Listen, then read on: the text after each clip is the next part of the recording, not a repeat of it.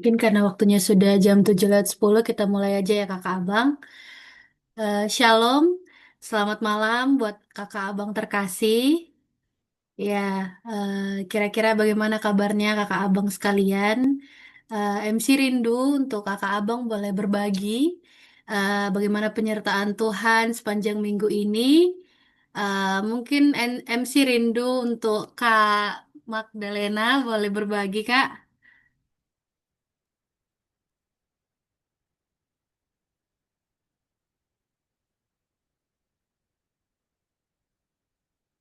Ya, halo, Shalom. Shalom Suaranya kedengaran? Kak. Salam. Ya, Shalom kakak, abang. Eh, Sebelumnya, perkenalkan namaku Magdalena dari FKG Stambuk 2018. Untuk yang kusyukuri sepanjang 1 minggu ini, ya Tuhan masih boleh memberikan eh, kesehatan, bahkan boleh beraktivitas, bahkan boleh bekerja juga dengan eh, maksimal juga sepanjang minggu yang boleh dilewati gitu. Bahkan hari ini pun boleh beribadah, itu semua hanya karena kasihnya Tuhan gitu. Mungkin itu yang boleh disyukuri di sepanjang minggu ini. Oke, baik. Terima kasih ya Kak Lena udah boleh berbagi. Ya, kita bersyukur ya Kakak Abang pada malam hari ini juga kita boleh diberikan kesempatan oleh Tuhan untuk kita boleh berkumpul bersama melalui Zoom meeting ini yang nantinya mungkin kita akan diisi oleh Dr. Gigi Novita, kakak kita, yang nantinya akan mengisi tentang puskesmas di era ILP. Jadi sebelumnya mungkin MC izin untuk memperkenalkan diri Kakak Abang. Perkenalkan nama saya Ririn Nenggolan. Saat ini Ririn sedang menjalani koas. Ririn merupakan stambu 2020 ya Kakak Abang. Salam kenal Kakak Abang sekalian. Baik, mungkin sebelum ibadah kita, sebelum kita memulai, MC Rindu untuk Kakak Abang boleh mengaktifkan kameranya, mungkin supaya kita boleh semakin mengenal lagi satu sama lain. Baik, kita tahu ya Kakak Abang, tahu Tuhan Yesus itu sangat baik bagi kita. Untuk itu, mari kita angkat satu lagu pujian kita yang berkata, Sebab Tuhan baik.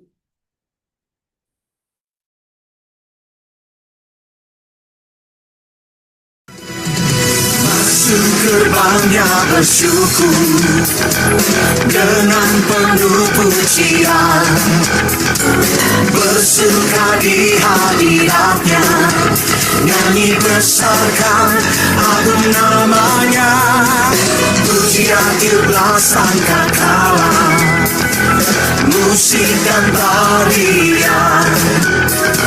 Semua makhluk di bumi sudah dengan senang hati angkat pujian. Sebab Tuhan baik, sebab Tuhan baik, sebab Tuhan baik, anugerahnya kekal selamanya.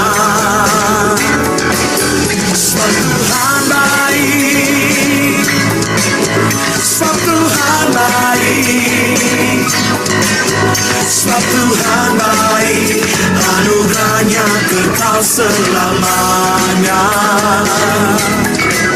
Sebab Tuhan baik, anugerahnya kekal selamanya.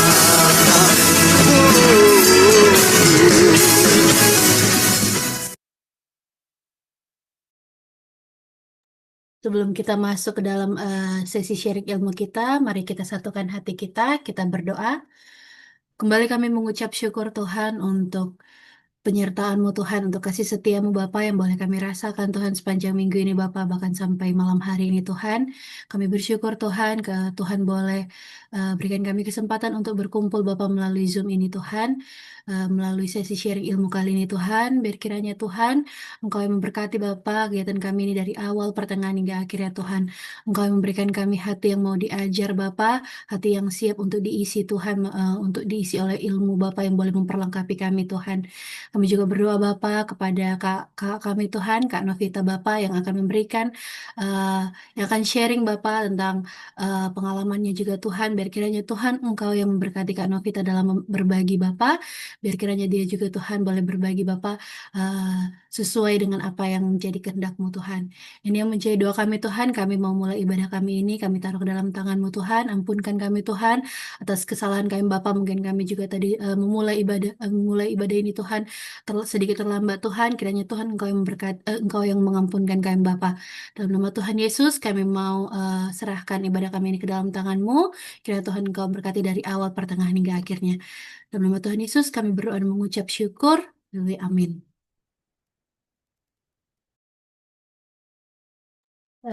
Baik, Kakak Abang, mungkin sebelum kita masuk ke sesi sharingnya, mungkin sebelumnya MC Rindu untuk memperkenalkan pembicara kita, narasumber kita pada malam hari ini.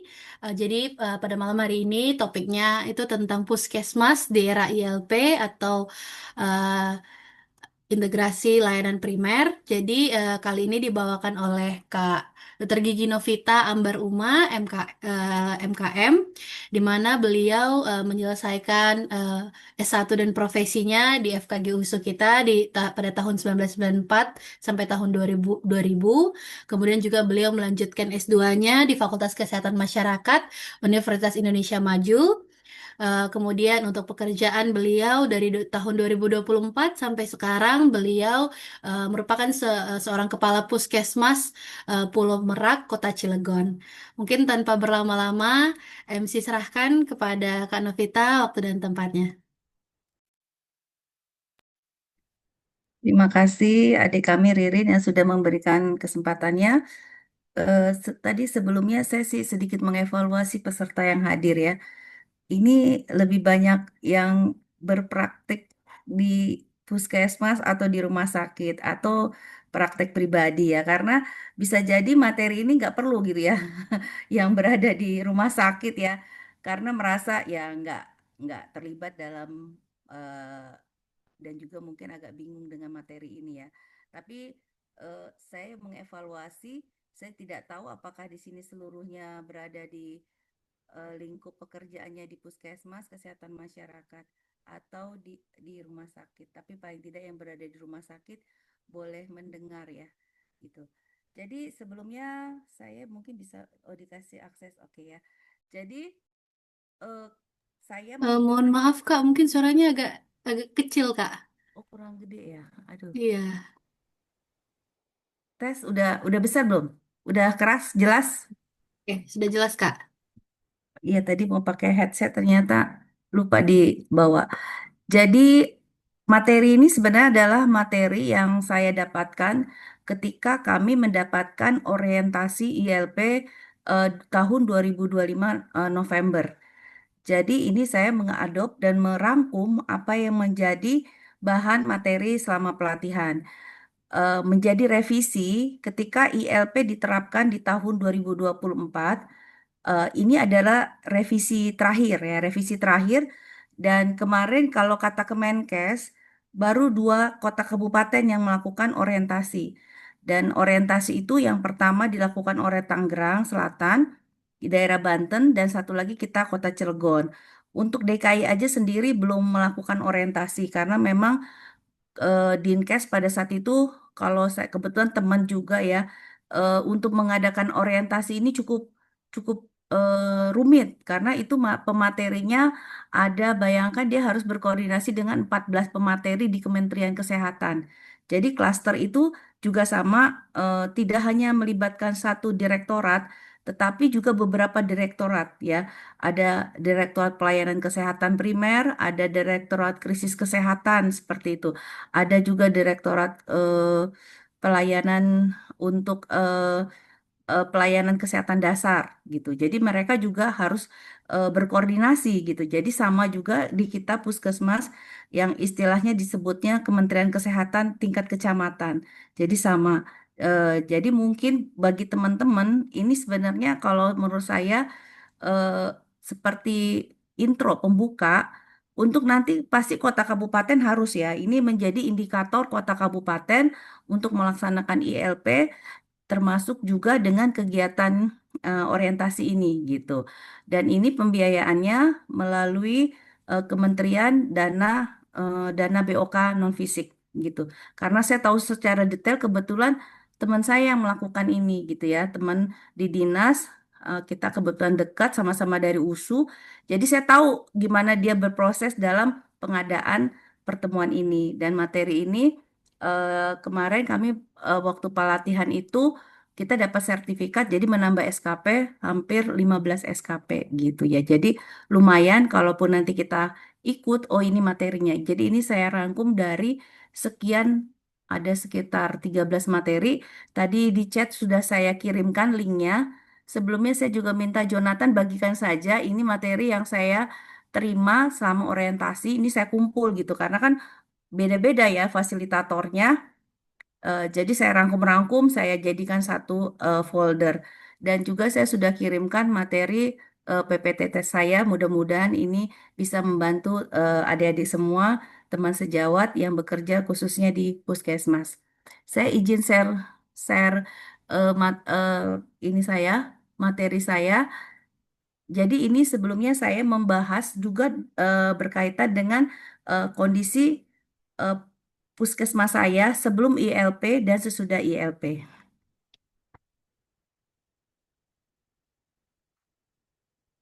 Apakah sudah terlihat?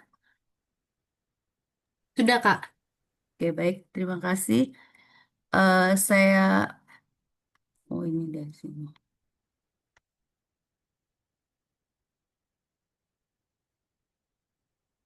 Ini adalah judul saya Puskesmas Pulau Merak menuju era integritas layanan.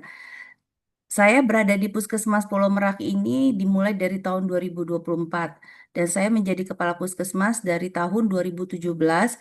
Sebelumnya saya di Puskesmas Citangkil dan dipindahkan, ya kita biasa ada rotasi masuk ke Puskesmas di wilayah Kecamatan Pulau Merak. Kecamatan Pulau Merak ini merupakan puskesmas yang berada paling ujung Pulau Jawa, paling baratnya Pulau Jawa. Jadi ini pastinya kalau kita melewati jalur darat menuju Pulau Sumatera, pasti melalui puskesmas kami. Puskesmas kami kurang lebih sekitar 200 meter dari tepi pantai Pantai Merak ya gitu. Ini gambaran kami. Kami berlokasi di Kelurahan Mekarsari. Wilayah kerja kami itu di 4 kelurahan dengan luasnya itu 25.070 kilometer persegi dengan jumlah 27 RW dan 128 RT dengan 68 ketenagaan pegawai, terdiri dari jejaring kami 5 klinik Pratama, dokter praktek 6, BPM-nya 9 dan apotek 4 serta luas bangunan kami ini sebanyak 1.350 dengan luas tanah 3.671.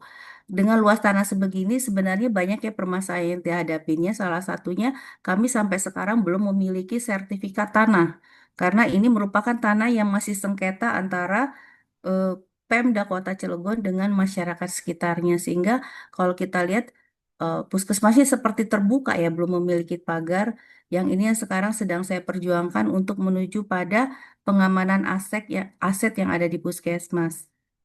Selanjutnya ini adalah batas wilayah kami. Walaupun kami berada di kota, tetapi kami memiliki sebanyak 6 gunung ya 8 gunung maaf 8 gunung yang paling banyak berada di Kelurahan eh, Taman Sari dan Lebak Gede.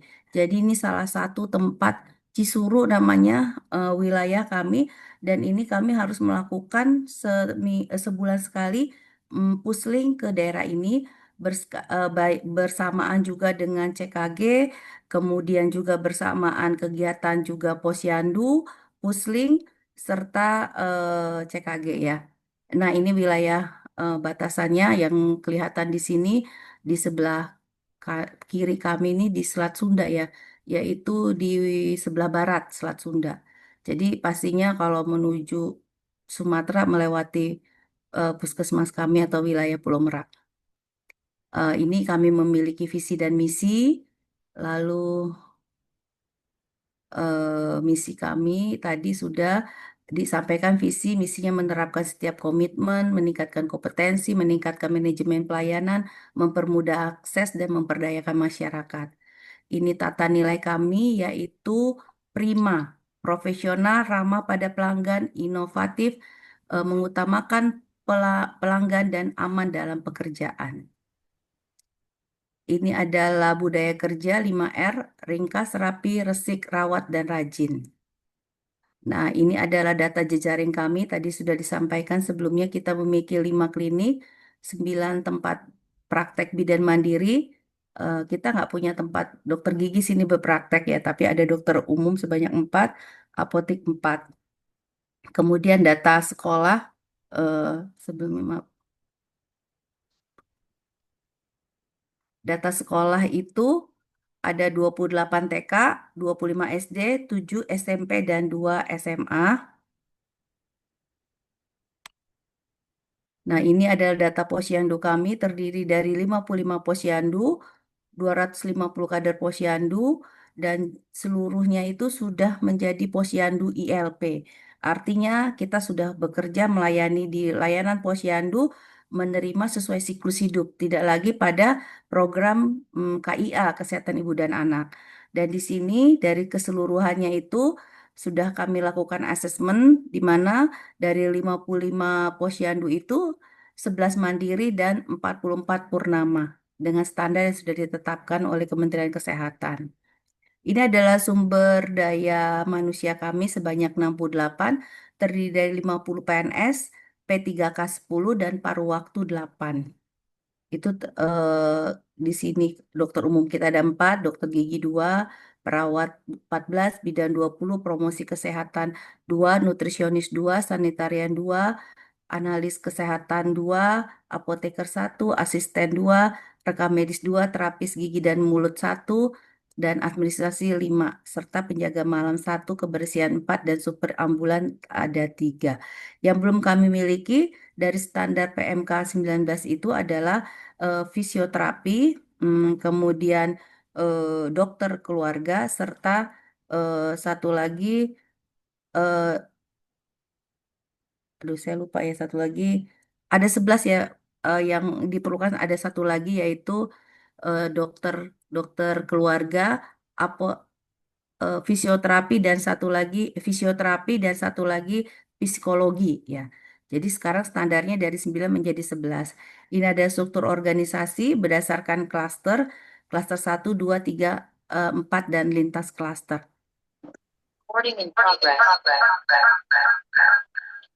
Selanjutnya, ini ada regulasi berkaitan dengan ILP. Ini harus kita pelajari bersama. Regulasi ini sebagai dasar kita dalam menentukan SK, SOP yang berkaitan daripada aturan-aturan yang menjadi ketentuan pada ILP.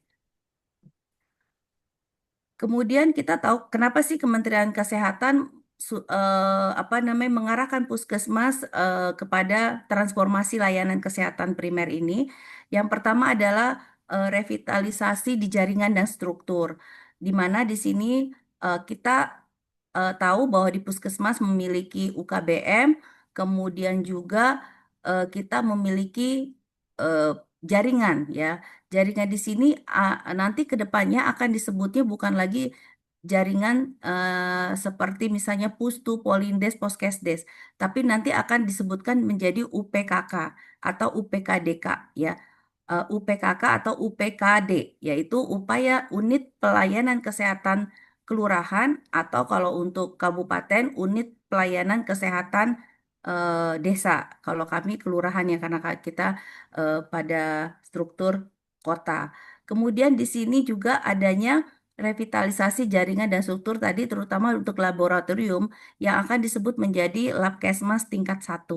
Lalu kemudian standarisasi layanan, di mana standarisasi layanan ini akan menjadi lebih terperinci baik di dalam setiap klasternya dengan standar dan layanan sudah ditetapkan. Lalu edukasi kesehatan untuk menguatkan kader, strata pada kader, dan yang terakhir adalah digitalisasi sistem informasi.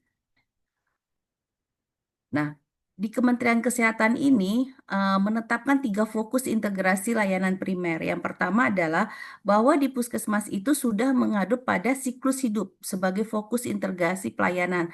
Tidak lagi dibedakan berdasarkan kunjungan pasien dari usia. Jadi nanti yang disebut layanan adalah klaster 2 dan 3.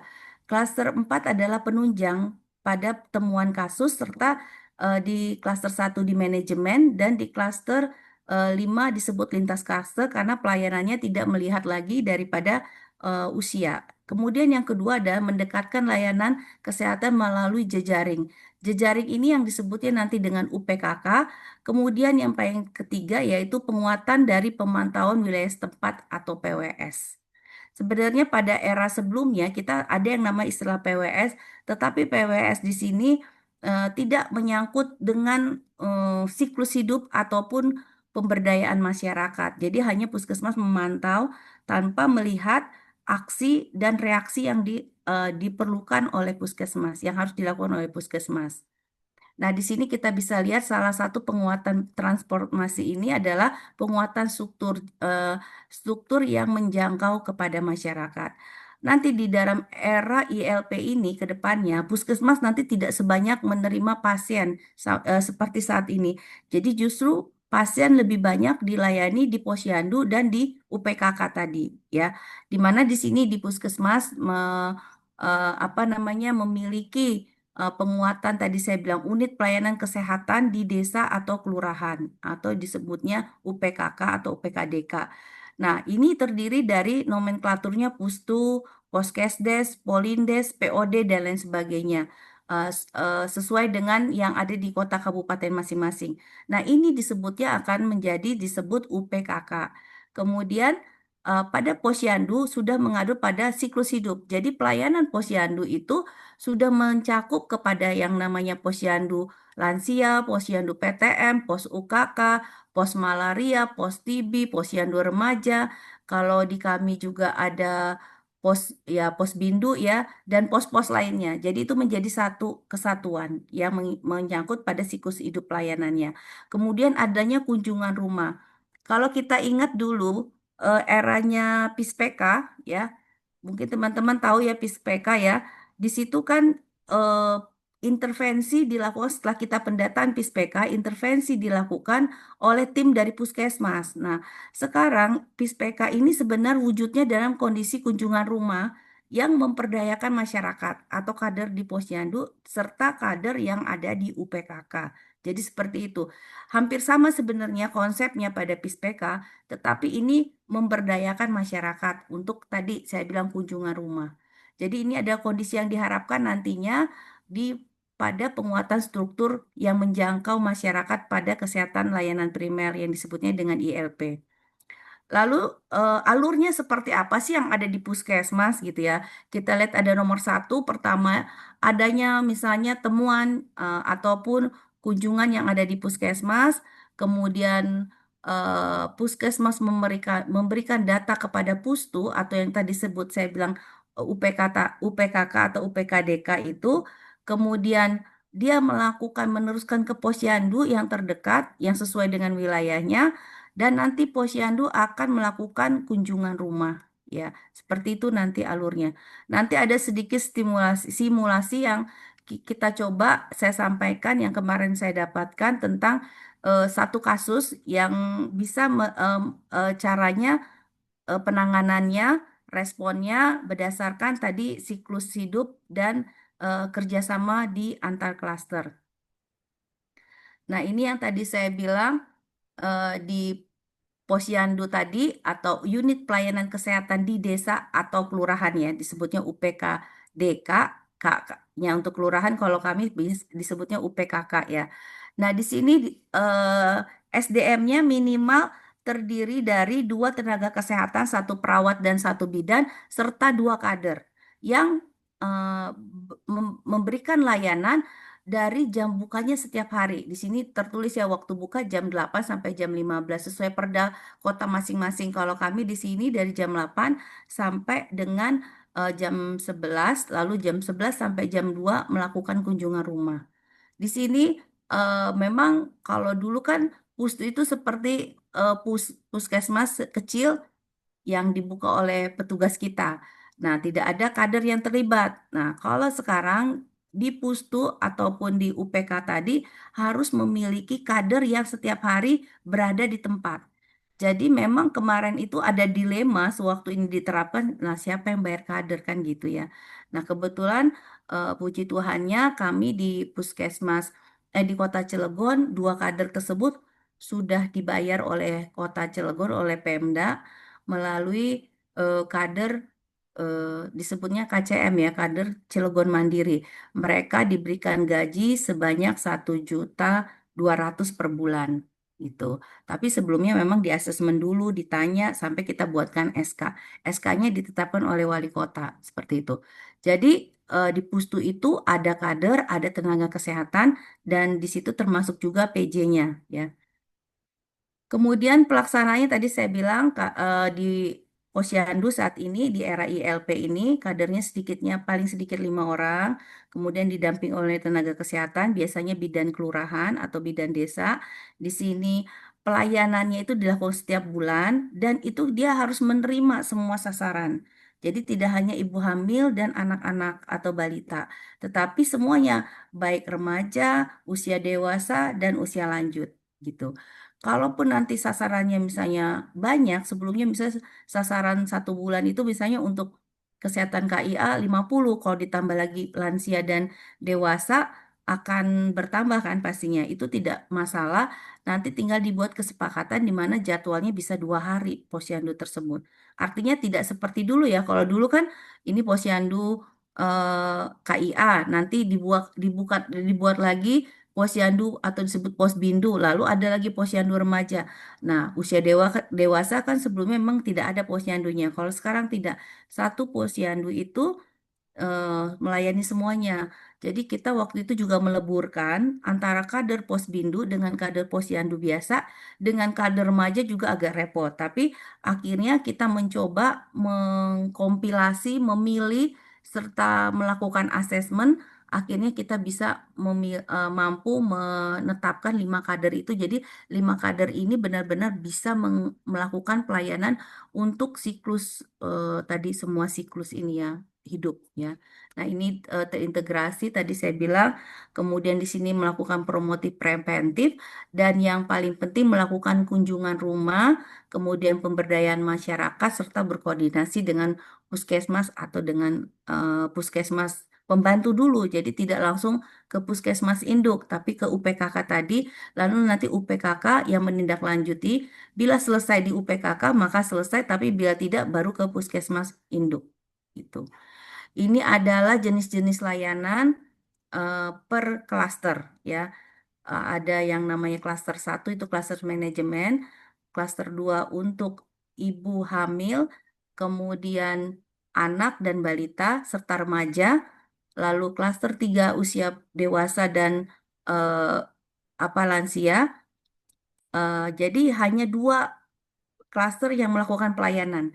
Klaster 1, klaster 4, dan klaster 5 tidak dianggap pelayanan ya. Maksudnya mereka lebih disebut lintas artinya rujukan ataupun menerima semua layanan gitu loh ya. Jadi semua layanan dilakukan di situ. Di sini kita bisa lihat sasarannya, nggak usah saya baca, nanti dilihat oleh teman-teman semua. Nah, temuan pada klaster-klaster ini akan nanti disampaikan pada klaster 4, yaitu klaster penanggulangan penyakit menular dan kesehatan lingkungan gitu. Selanjutnya pada masa ILP ini tentunya kita memerlukan koordinasi ya di Puskesmas karena memang pada lintas klaster ini berbeda dengan dulu program. Kalau dulu misalnya ada temuan kasus rabies ataupun ada digigit, ini langsung diserahkan kepada penanggung jawab programnya ya P2B2. Kalau sekarang tidak lagi seperti itu ya. Jadi dia harus ada integrasi antar klasternya. Nah, jenis-jenis koordinasi yang ada di Puskesmas bisa melalui rapat koordinasi UPKK, rapat koordinasi antar klaster, Lokmin bulanan, rapat daerah binaan, kemudian rapat Linsek triwulanan, kemudian ada grup WA antar kader, ada grup WA tim klaster dan juga apel pagi. Ini adalah tugas dan tanggung jawab sebagai penanggung jawab klaster.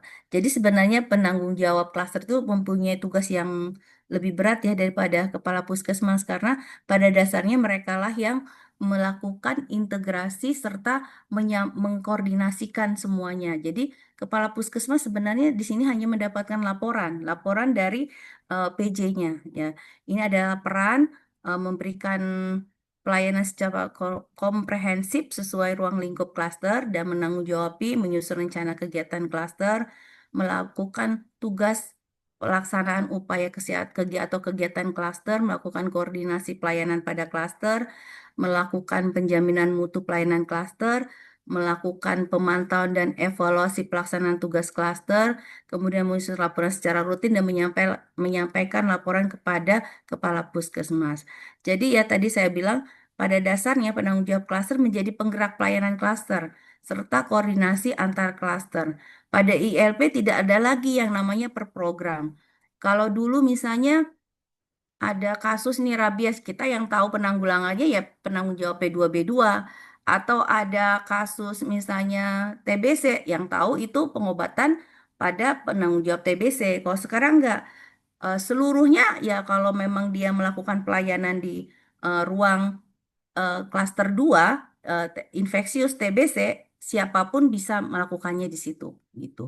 Jadi itu ya. Jadi perannya itu walaupun di dalam klaster itu ada berfungsi sebagai bidan, ada yang jafungnya perawat, tapi dia harus mampu memerankan pelayanan pada program lainnya. Makanya waktu itu kita diwajibkan kalau tidak salah harus punya sertifikat yang dari LMS itu tentang care pathway ya semuanya ya perawat bidan harus punya sertifikat itu karena memang disitulah terlihat logaritma pelayanan.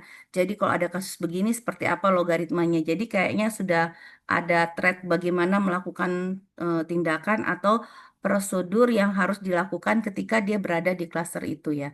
Jadi ingat klaster 2 dan 3 kata Kemenkes kemarin fasilitator kami bahwa hanya ada pelayanan di klaster 2 dan 3 gitu. Kemudian di sini eh, cara kerja di ILP ya. Prinsipnya itu berdasarkan siklus hidup dan kebutuhan layanan bukan sekedar pembagian unit atau profesi. Artinya satu klaster sama dengan satu kesatuan kerja. Jadi ya kalau misalnya dia berada di klaster 2 dia dulu pasien jiwa ya, misalnya pasien sakit jiwa, dulu kan taunya eh, ke poli jiwa gitu. Sekarang enggak. Sekarang dia berada di mana nih posisi kalau dia memang sudah harus di anak remaja, berarti dia masuk klaster 2. Tapi kalau dewasa dia masuk pelayanannya di klaster 3 gitu. Siapapun yang duduk di situ mampu memberikan obat sesuai dengan kebutuhan si pasien. Misalnya kalau dia sakit jiwa, ya dia tahu obatnya apa gitu ya. Kalau dulu kan yang mengeluarkan kalau dia ke poli jiwa gitu ya, baru dia dapat obat di situ. Sekarang tidak seperti itu lagi. Nah, proses di dalam klaster ini adalah masalah dibahas bersama ya kalau dalam proses klaster ini. Jadi peran dibagi lintas profesi di tim klaster. Jadi kalau bidan pun bisa menjadi pelayanan di pasien jiwa, tidak harus perawat seperti itu. Kemudian keputusan operasional diambil di level klaster dan pelaksanaan saling menopang. Jadi di dalam klaster itu mereka saling menunjang bukan menyerahkan kepada satu orang. Dan di sini perannya itu menjaga fokus layanan, mengkoordinasi lintas profesi, memastikan standar dan mutu pelayanan, serta menghubungkan klaster dengan sistem yang ada di puskesmas. Jadi bukan menjadi pusat pekerjaan, melainkan menjaga arah kerja tim. Itu yang tadi saya bilang pada klaster tadi. Terus apa namanya bagaimana melakukan evaluasi dan perbaikan klaster. Nah, lihatlah melihat apakah layanan benar-benar menjangkau sasaran, terus memastikan alur layanan tidak terputus dan menemukan celah sistem bukan mencari yang salah ya. Memang kadang-kadang seperti kami juga masih terbiasa seperti itu. Kalau ada pasien temuan TB, hubungnya si A. Padahal seharusnya mereka harus tahu alur apa yang harus dia lakukan. Jadi yang diperlukan adalah tadi klaster IEP itu bekerja dengan baik saat setiap peran saling terhubung. Alur layanan mengalir tanpa putus dan keputusan diambil sedekat mungkin dengan pelayanan sehingga pelayanan menjadi utuh bukan karena semua dikerjakan oleh pimpinan, tetapi karena sistem dijaga bersama. Di sini ada foto, ini kebetulan PJ dengan wakilnya melakukan pertemuan lintas klaster. Nah, di sini dilihat di manajemen, kemudian pelayanan pada klaster 2 dan 3. Kalau klaster 2, ibu dan anak itu ibu hamil yang menjadi sasarannya ya, ibu hamil, ibu nifas, anak usia 0 sampai 18 tahun. Jadi kalau ada wanita sedang hamil masuknya ke klaster 2. Tapi kalau wanita sudah tidak hamil lagi atau sudah lewat masa nifasnya 40 hari, maka dia akan masuk kepada kalau dia berobat masuk kepada klaster 3. Lintas klaster ada pendukung nih. Pendukung kalau ada perlu sakit gigi ya dia ke klaster lintas klaster 5. Kalau dia perlu namanya periksa laboratorium penunjang dia masuk ke laboratorium. Kalau dia perlu konseling maka masuk kepada kesehatan masyarakat. Jadi ini semua umur kalau lintas klaster. Tapi kalau klaster 2 dan 3 berdasarkan usia ya. Jadi kalau ingat aja kalau dia remaja masuknya klaster 2. Ibu hamil, ibu nifas masuk klaster 2. Tapi kalau sudah lewat masa hamilnya masuk klaster 3. Terus sekarang pelayanan KB masuk klaster mana? Itu masuk klaster 3 karena dia masuk kepada siklus dewasa ya, kan tidak sedang hamil gitu. Kemudian bila ada temuan di antara klaster 2, lintas klaster dan klaster 3, maka yang bergerak akan muncul di klaster 4. Nah, yaitu dia penanggulangan penyakit menular dan kesehatan lingkungan. Seperti PE, pemeriksaan epidemiologi itu masuk di klaster 4. Tetapi bila ada yang namanya bencana atau krisis kesehatan, itu langsung larinya ke klaster 5. Jadi krisis kesehatan seperti kami kemarin eh, terjadi bencananya, bukan bencana sih, adalah kebocoran gas ya. Kalau nggak salah masuk juga ya di nasional, itu sebenarnya masuk ke kelurahan kecamatan sebelah kami, Grogol. Tetapi karena pasien larinya ke kami karena perbatasan wilayah kecamatan, akhirnya yang terangkat itu Puskesmas Pulau Merak. Itu yang bergerak adalah kalau sudah dianggap bencana seperti COVID yang bergerak klaster 5. Tapi kalau masih pada penyelidikan sampai penetapan status itu berada di klaster 4 gitu ya. Kemudian bila ada rujukan dirujuk ke FKTL, FKRTL, bila tidak ada maka pasien pulang. Kalau untuk gawat darurat atau UGD, persalinan dan ponet itu masuk kepada klaster lintas klaster yang diberikan dari rujukan klaster 1. Selanjutnya, saya tadi sampaikan, saya contohkan satu kasus ya. Satu kasus misalnya ada temuan suspek DBD, ini masih suspek ya, atau suspek TB lah. Yang paling enak sebenarnya kalau mau kelihatan klasternya bergerak itu di kasus DBD. Misalnya ada pasien datang, eh, anak-anak usia 8 tahun. Nah, pastinya dia masuk kepada klaster 1. Maaf, klaster 2 ya. Nah, ketika ditemukan suspek ini pastinya dicatat diberikan pemeriksaan awal, lalu pencatatan temuan, melaporkan nih langsung ke klaster 4. Sebelum ke klaster 4 pastinya dia perlu dong namanya pemeriksaan lanjutan. Nah, maka klaster 2 akan merujuk ke klaster 5 atau lintas klaster untuk mendapatkan pemeriksaan laboratorium penunjang. Kebetulan di kami itu NS1 itu selalu tersedia karena memang kami endemi DBD. Jadi itu langsung klaster 5 memberikan respon dan menyampaikan kepada klaster 2. Klaster 2 langsung melaporkan ke klaster 4. Biasanya melalui WA ya, di grup. Misalnya kebetulan PJ-nya Pak Sugeng kalau di kami, P2B2-nya Pak Saipul. Langsung dibilang Pak Ipul ada temuan NS1 positif di wilayah ini, maka klaster 4 akan bergerak ya, bergerak melakukan penelusuran kasus ya, dengan melakukan PE, pemeriksaan epidemiologi, mereka akan bawa format tersendiri dan langsung ke lokasi bersama timnya, yaitu kesehatan lingkungan. Nah, di situ dilakukan pemeriksaan PE itu kurang lebih 10 rumah ya.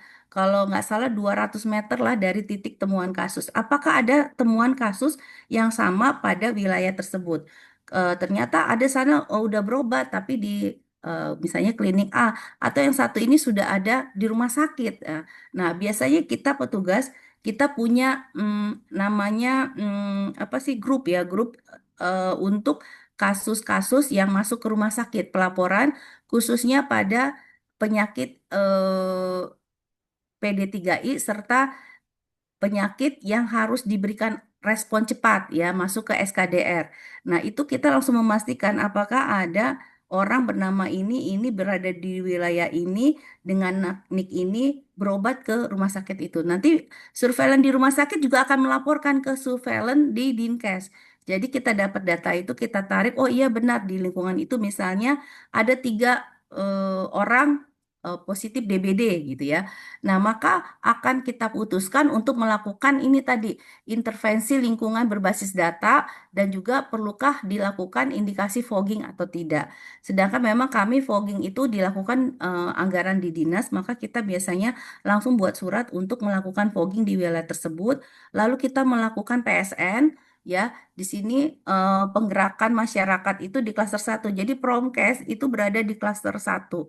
Dia akan memberikan koordinasi dengan lintas sektor terkait untuk menyampaikan ke Pak RT, RW, serta Pak Lurah, itu kita harus melakukan apa. Kalau memang hasil temuannya perlu PSN, ya kita melakukan PSN serentak dengan 3M plus atau memang juga ditambah dengan fogging seperti itu. Jadi penekanan pada ILP ini adalah klaster tidak bekerja sendiri-sendiri. Kalau dulu temuan positif ya dia sendiri yang berangkat ya, tetapi ada integrasi ataupun saling kerjasama di lintas klaster yang semuanya bergerak dalam satu alur pelayanan. Dan masalah kesehatan adalah tanggung jawab semua klaster. Jadi kalau dulu kan program ya, itu tanggung jawab program. Ini sekarang tidak menjadi tanggung jawab semua klaster, sehingga tadi pasien ditangani, lingkungan dikendalikan, dan masyarakat diberdayakan, yaitu tadi melalui PSN dan 3M. Ini salah satu kasus misalnya yang kita lihat yang banyak kami lakukan di tempat kami. Selanjutnya, gimana sih ya kita mau mengubah klaster-klaster seperti apa? Jadi ini adalah ruangan yang ada di tempat kami ini sebelumnya ya. Kita pakai yang disebutnya di ruang itu misalnya ruang layanan MTBS ya. Kemudian ruang layanan remaja ya kan. Pengobatan remaja. Sekarang sudah tidak begitu lagi ya. Tetapi di sini kita bentuk di sebelah sayap kanan. Kemarin banyak juga kita rubah ya. Sayap kanan kami buat di sini klaster 2, sebelah kiri itu klaster 3, kemudian di atas, lantai atas adalah klaster 1 tempat TU ya.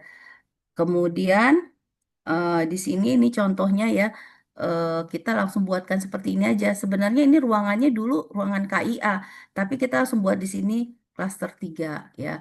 Kemudian di sini klaster 2 ruang 3. Kemudian ini ruang 2, ini ruang 1. Nah, ini yang adalah tadi saya bilang sayap kanan klaster 2 dan sayap kiri menjadi klaster 3 seperti itu. Tapi kita buat sini nomor ruangannya supaya pasiennya gampang diarahkan.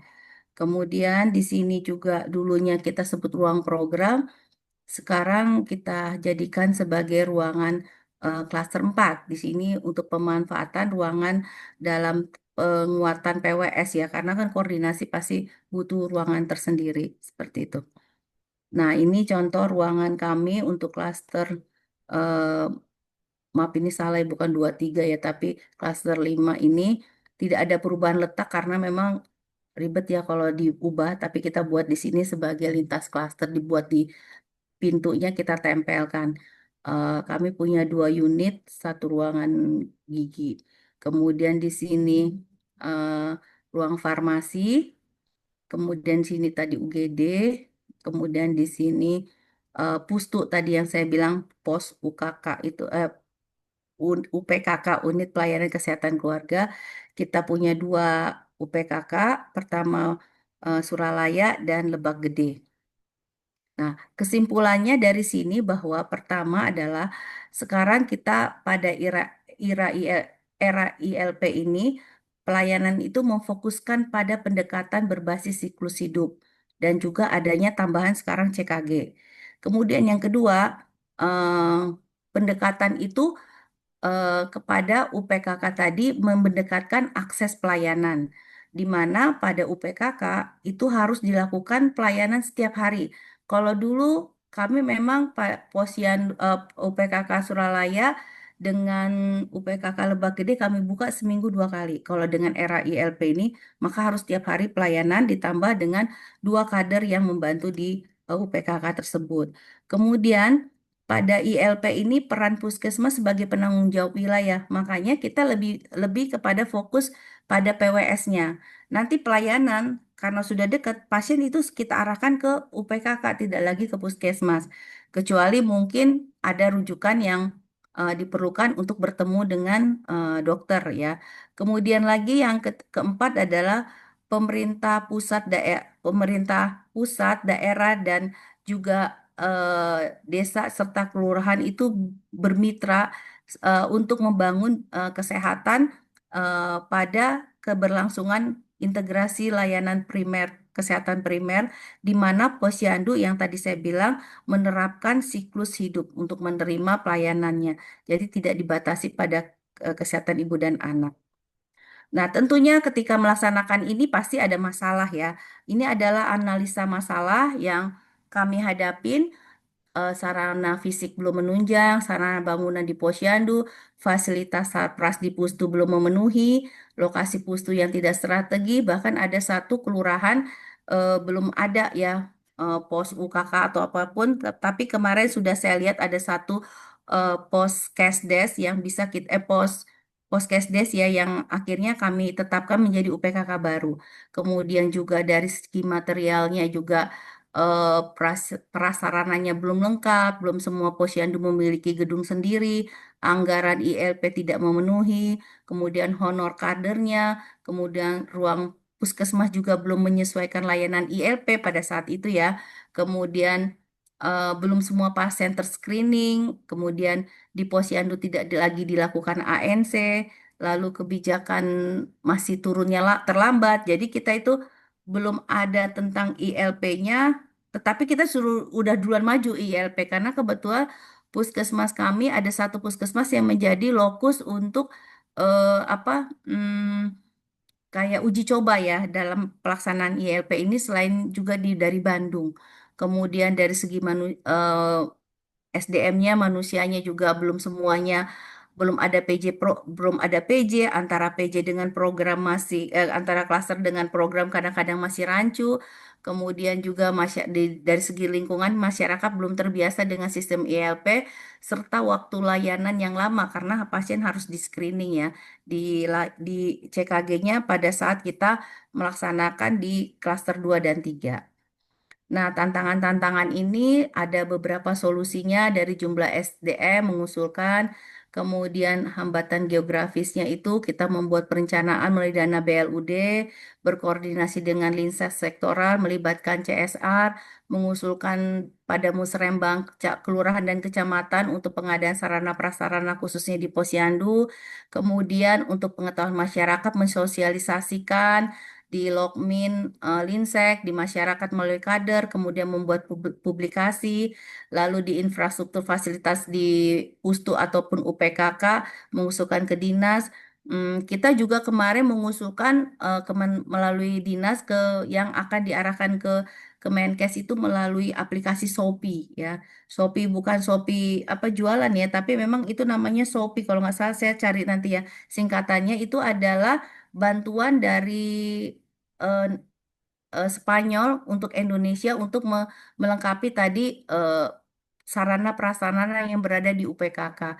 Kemudian informasi dan teknologi membuat inovasi. Jadi kami sekarang lagi menggodok bagaimana kita membuat sistem PWS nih, yang menetapkan indikator karena PWS itu tidak sama setiap kelurahan kan beda-beda penyakitnya tiap kelurahan ya. Jadi kita mencoba membuat satu aplikasi di mana kita tuh bisa lihat, oh ini lagi tinggi nih, apa yang harus dilakukan seperti itu ya. Kemudian rekonsiliasi secara rutin antar klaster, koordinasi Vaskes dengan jejaring. Vaskes itu nanti bisa menjadi UPKK, bisa ditetapkan. Jadi kalau ada klinik di situ, klinik itu mungkin menjangkau wilayahnya bisa dijadikan UPKK gitu ya. Karena nanti CKG pada era ini masih dilakukan oleh puskesmas. Nanti selanjutnya CKG itu akan dilakukan ke FKTP atau jejaring ya. Terus menyamakan DO perlayanan di klaster. Terima kasih hatur nuhun untuk waktu yang diberikan kepada saya. Terima kasih. Oke, baik. Terima kasih untuk sharingnya ya Kak Navita. Mungkin MC sendiri juga banyak mendapat ilmu baru mengenai puskesmas ini. Mungkin juga masih meraba-raba Kakak Abang. Tapi mungkin sama halnya dengan Kakak Abang sekalian yang mungkin eh, sudah diisi dengan sesi pada kali ini. Mungkin pada sesi kali ini kita buka sesi pertanyaan. Eh, untuk kakak abang yang mau bertanya kepada kakak kita mengenai topik kita ini, boleh angkat tangannya atau di open raise hand atau mungkin bisa langsung open mic atau mungkin juga boleh melalui kolom chat yang ada di Zoom kita ini. Mungkin kita buka untuk 3 pertanyaan dulu ya kakak abang pada sesi kita yang pertama ini. Mungkin dipersilakan kepada kakak abang yang mau bertanya. Oke, mungkin yang pertama kepada Kak Hotlin boleh buka suaranya Kak, mic-nya. Aduh, maaf, ada lagi bayi nangis ini. Mudah-mudahan nggak terlalu ribut ya. Ya Kak. Ya, Ya, makasih Novita. Presentasi yang sama-sama. sangat komprehensif ya. Dan saya bangga mendengar Novita jadi kepala puskesmas yang lumayan menjadi model ya. Berarti karena ini masih 2 di Indonesia ya. Ya, masih 2 Kak. Kemarin Kementerian Kesehatan, wah bagus ini Cilegon sudah bisa melakukan orientasi ILP ya. Karena kalau tahun sebelumnya kan memang itu menjadi roadmap-nya kementerian ya. Jadi mendorong kabupaten kota untuk membentuk puskesmas ILP bersama posyandu ILP-nya gitu. Iya. Ya, em, dan dan saya saya bukan di puskesmas ya, saya di yayasan dan saya di luar sistem dan makanya tadi sering tidak tidak familiar dengan apa singkatan-singkatan ini. Nah, hanya yang saya tertarik, saya sebenarnya banyak pertanyaan ya, tapi mungkin dirangkum saja. Kenapa ILP ini ada gitu? Dan outputnya apa? Kalau saya di NGO selalu memikirkan apa hasilnya yang mau kita capai. Terus sampai mana itu bisa nanti?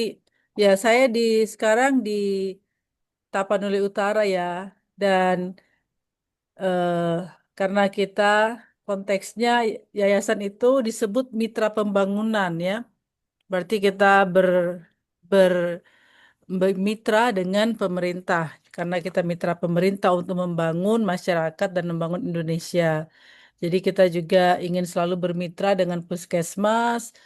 Seberapa lama kira-kira misalnya ini bisa sampai ke Taput ya? Supaya kita juga paham bersinergi. Dan agak menarik ini seperti di lokasi kita, kita belum bisa bersinergi, dokter giginya ada, tapi terakhir alatnya juga nggak ada. Jadi kadang-kadang pasien datang ke kita ya karena keterbatasan bahan dan alat. Tapi itu juga sekarang dokter gigi yang membantu kita dulu sudah dapat LKPP, L- LKDP. LPDP, Ya. LPDP. Ya, LPDP, jadi ya kita juga sedang mencari penggantinya. Jadi kita ingin bersinergi dengan posyandu juga. Kita sudah melatih posyandu kadernya untuk antenatal care. Saya tadi lihat apa nanti hasil yang praktis yang bisa dirasakan oleh masyarakat melalui pendekatan terbaru ini. Dan bagaimana kita sebagai mitra pembangunan bisa bersinergi dengan program ini, khususnya kita ingin membantu posyandu ya. Kita ada 3-4 posyandu yang kita bantu untuk antenatal care. Karena saya lihat tadi di presentasi Google Drive-nya itu ke arah screening ya. Kita sudah mulai sekarang antenatal care itu khususnya untuk stunting karena banyak angka stunting yang tinggi ya. Jadi bagaimana ibu hamil memper, apa, terbaiki kesehatan gigi mulutnya melalui pemberian tooth mouse sehingga pH-nya lebih baik ya. Jadi bagaimana apa apa saran saran ini saran Novita ke kita yang non pemerintah bersinergi dengan program ini secara praktis di lapangan dan kira-kira kapan ini bisa sampai di daerah-daerah eh, Ya. pedalaman ya. Terima kasih ke Hotlin. Ternyata kok Hotlin ini orang NGO LSM lah ya gitu ya.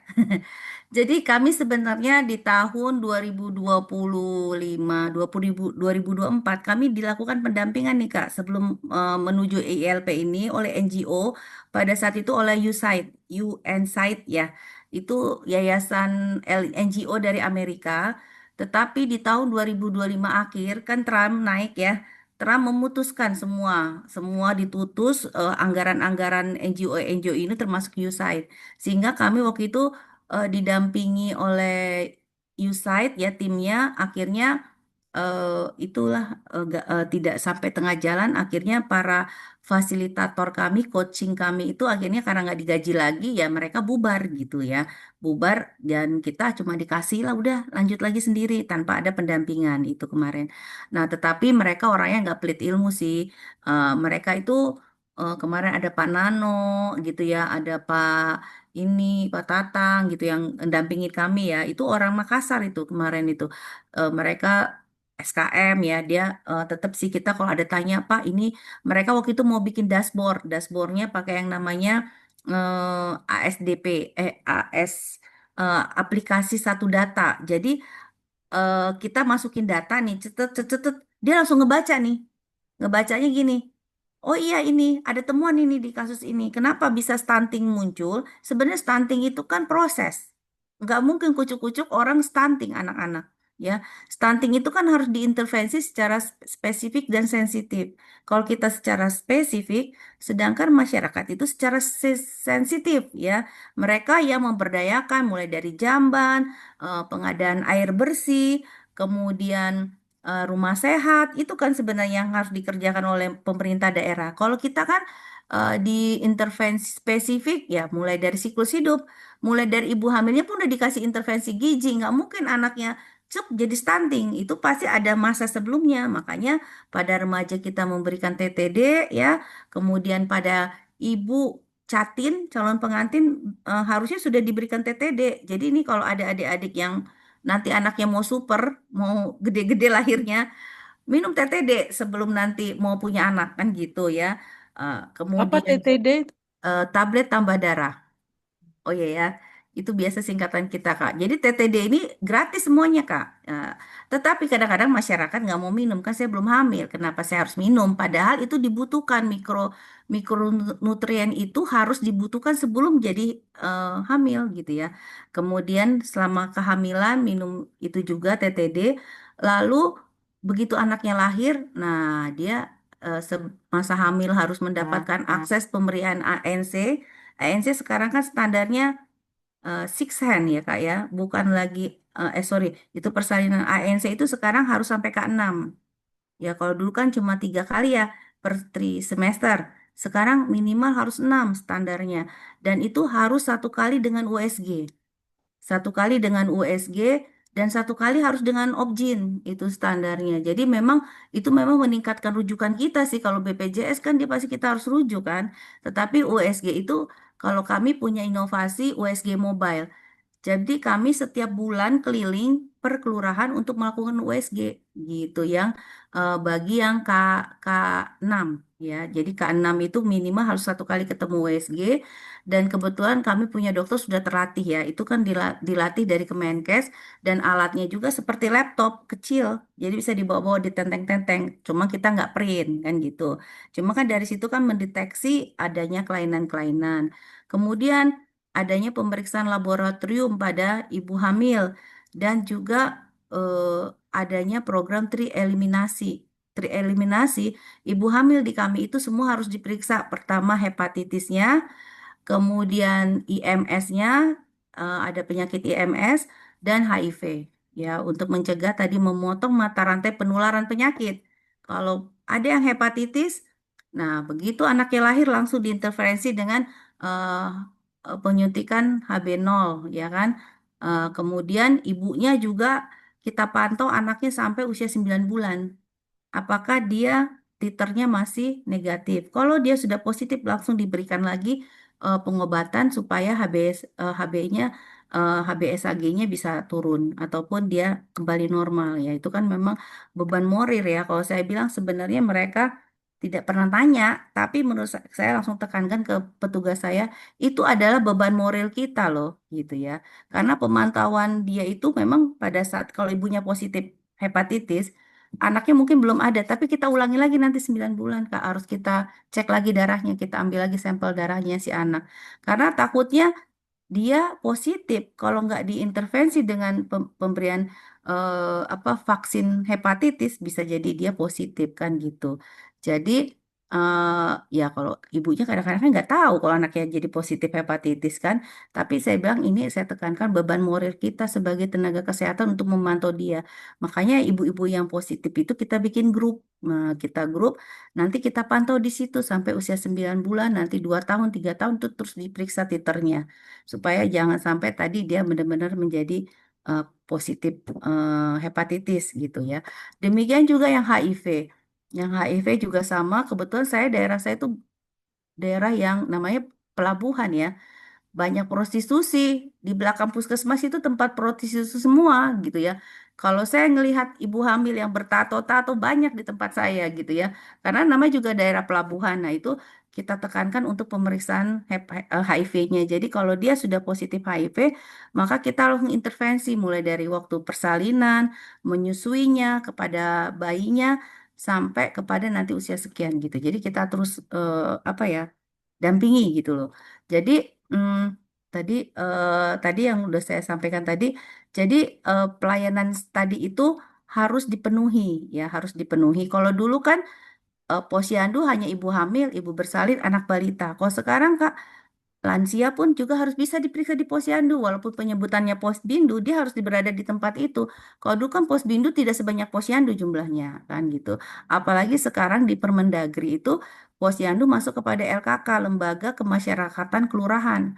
Dia itu sama posisinya dengan anggarannya seperti Karang Taruna, PKK, Pokmas ya, kalau sekarang LPPM ya, Masyarakat itu yang biasa mengerjakan misalnya Pak jalan apa swadaya masyarakat itu sama dia berposisi. Nah, peran kakak sebagai NGO ini sebenarnya banyak kak yang bisa kakak lakukan. Salah satunya dalam era ILP ini adalah mendorong posyandu karena posyandu kan hulunya, ujungnya. Kalau dulu kan puskesmas, tapi posyandu ini gimana nih menjadi bisa menerima tadi siklus hidup tadi, ya bisa difasilitasi yang kami sekarang kurang itu kalau jumlah kader ada ya cukup ya.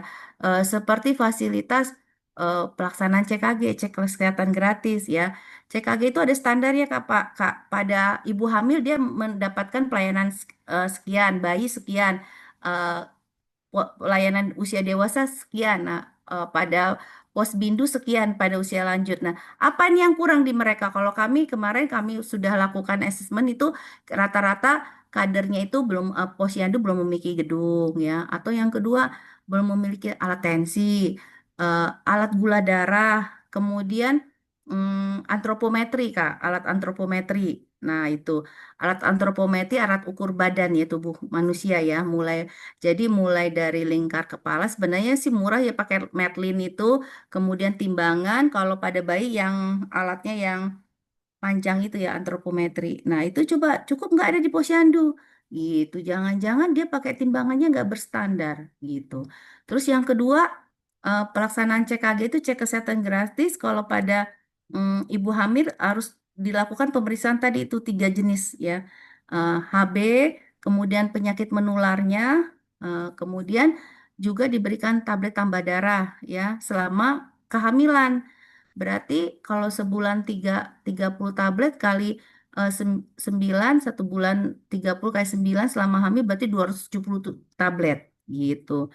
Nah itu memang ada sih di Kementerian Kesehatan cukup, tapi kayak saya nggak tahu nih di daerah Kakak Tapanuli Utara cukup nggak kan gitu ya. Kalau di kami sih berlebih ya gitu. Jadi kita malah justru Anak saya termasuk mengkonsumsi tablet tambah darah sampai sekarang karena memang dia sendiri merasakan manfaatnya ya. Terus yang kedua, tadi sarana prasarananya cukup tidak, ada tidak meja periksa, tempat tidur periksa seperti itu. Kalau itu yang di fasilitas sarana prasarana.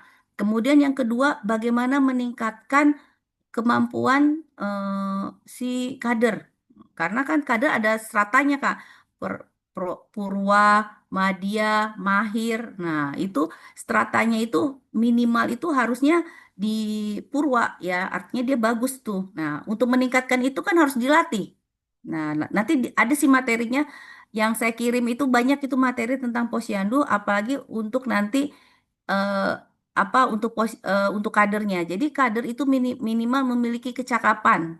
Kecakapannya kayak dulu kita pramuka TKK ya, tanda kecakapan khusus. Nah, kader juga sekarang harus punya itu. Minimal dia ada 25 TKK yang harus dia miliki kecakapan. Nah, untuk itu kan harus dilatih. Nah, mungkin dari NGO kakak mampu melakukan pelatihan pada kader ILP. Jadi mereka cara nimbang harus tahu, cara ngukur harus tahu, ya kan? Kemudian cara menensi, sekarang tensi itu nggak harus miliknya tenaga kesehatan, tapi kader juga udah boleh. Bahkan sekarang ini periksa gula pun kader boleh Kak, gitu. Kami kalau nggak salah di Maret ini rencananya akan diberikan seluruh posyandu memiliki alat periksa gula, gitu. Sehingga tadi di posyandu bisa dilakukan cek kesehatan gratis, tapi ya perlu alat timbang. Nanti mungkin kakak fasilitasi lagi dengan kolesterol, asam urat karena kan sebenarnya penyakit awalnya kan dari situ hipertensi, gula, ya hiperkolesterol kan itu kan gangguan metabolik yang akhirnya menjadi ya tadi penyakit jantung, diabetes jadi sakit gagal ginjal dan lain sebagainya seperti itu. Kalau untuk menekan stunting ya diintervensi tadi yang saya bilang spesifik itu pemberian tablet tambah darah dari masa calon pengantin, remaja, ibu hamil. Kemudian memberikan obat masal cacing pada anak usia sekolah. Itu cacing itu diberikan 1 tahun sampai usia 12 tahun, 15 tahun. POPM. Kemudian lagi memberikan lagi pencegahan lainnya yaitu pemberian vaksinasi. Itu kan juga mencegah nanti dia menjadi sakit-sakit ya. Seperti itu Kak. Jadi di intervensi spesifik itulah yang kita bisa kerjakan. Tinggal mana nih di kakak sendiri bisa memfasilitasi tersebut gitu. Kalau saya bilang sebenarnya yang paling penting adalah pemberdayaan masyarakat ya. Kalau puskesmas kan tanggung jawabnya Kementerian Kesehatan segala fasilitasnya, termasuk tadi ada obat cacing, obat tambah darah itu kan tanggung jawabnya kementerian. Tetapi di posyandu ini kan pemberdayaan masyarakat. Nah, gimana masyarakatnya mampu tadi di posyandunya itu berjalan dengan bagus itu tadi? Ya harus ada sarana prasarana kan. Saya itu sudah saya tekankan mudah-mudahan di tahun ini Kelurahan Suralaya Kelurahan Suralaya itu kan sebenarnya kelurahan yang kaya karena di situ pabriknya penyedia listriknya Sepulau Jawa itu kan di situ. Saya kan di IP ya Indonesia Power dia punya 10 unit pembangkit tenaga listrik. Itu berada di Pulau Merak itu di Kelurahan Suralaya. Tetapi masyarakatnya paling males dia dia taunya gimana cari pendapatan dari perusahaan gitu loh. LSM-nya ya, cari uang di perusahaan. Padahal perusahaan tuh mau membangun posyandu, tapi mereka nggak mau kalau tanahnya dipakai. Nah, seperti itu. Nah, gimana nih sekarang nih masyarakat mau menyediakan fasilitas buat warganya berobat ya, pemeriksaan gratis itu kan screening ya, screening awal kan CKG itu ya cek kesehatan gratis dan itu amanahnya dari Bapak Presiden sekarang itu menjadi apa hadiah ulang tahun dulu ya CKG ulang tahun dulu kita semua dibilang ya tapi sekarang dulu disebutnya PKG pemeriksaan kesehatan gratis sekarang menjadi CKG dulu CKG waktu ulang tahun sekarang sudah boleh kapan saja tapi nanti ada sistem paket. Nah paketnya itu ada namanya paket cepat, paket komplit kayak kayak itu aja makanan cepat saji ya paket cepat, paket komplit. Komplit itu artinya sampai pada screening kanker gitu.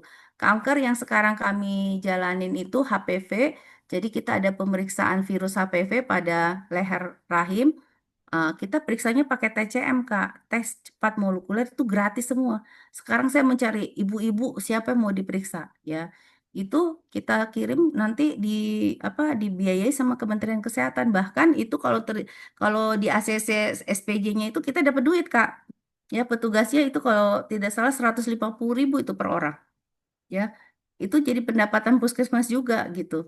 Kemudian HPV kita juga ada pemeriksaan kanker usus, ya. Kanker usus itu kita ada itunya, ada stick kasetnya itu untuk periksa, tapi memang diperiksa pupnya, ya. Kemudian juga kita ada pemeriksaan juga, cek darah lengkap, ya. Itu kita kirim ke Labkesda kita, itu gratis semua gitu. Cuma ya kembali lagi kadang-kadang masyarakat tidak tahu. Yang kedua, petugas malas melakukannya gitu, ya. Kembali lagi saya bilang SDM, karena amanahnya nanti ke depannya kalau kita nanti akreditasi itu harus ILP, posyandunya ILP, harus ada UPKK, kemudian ada target CKG-nya, cek kesehatan gratisnya. Itu sekarang kemarin masih 15%, sekarang 40% dari jumlah penduduk di wilayah gitu, ya.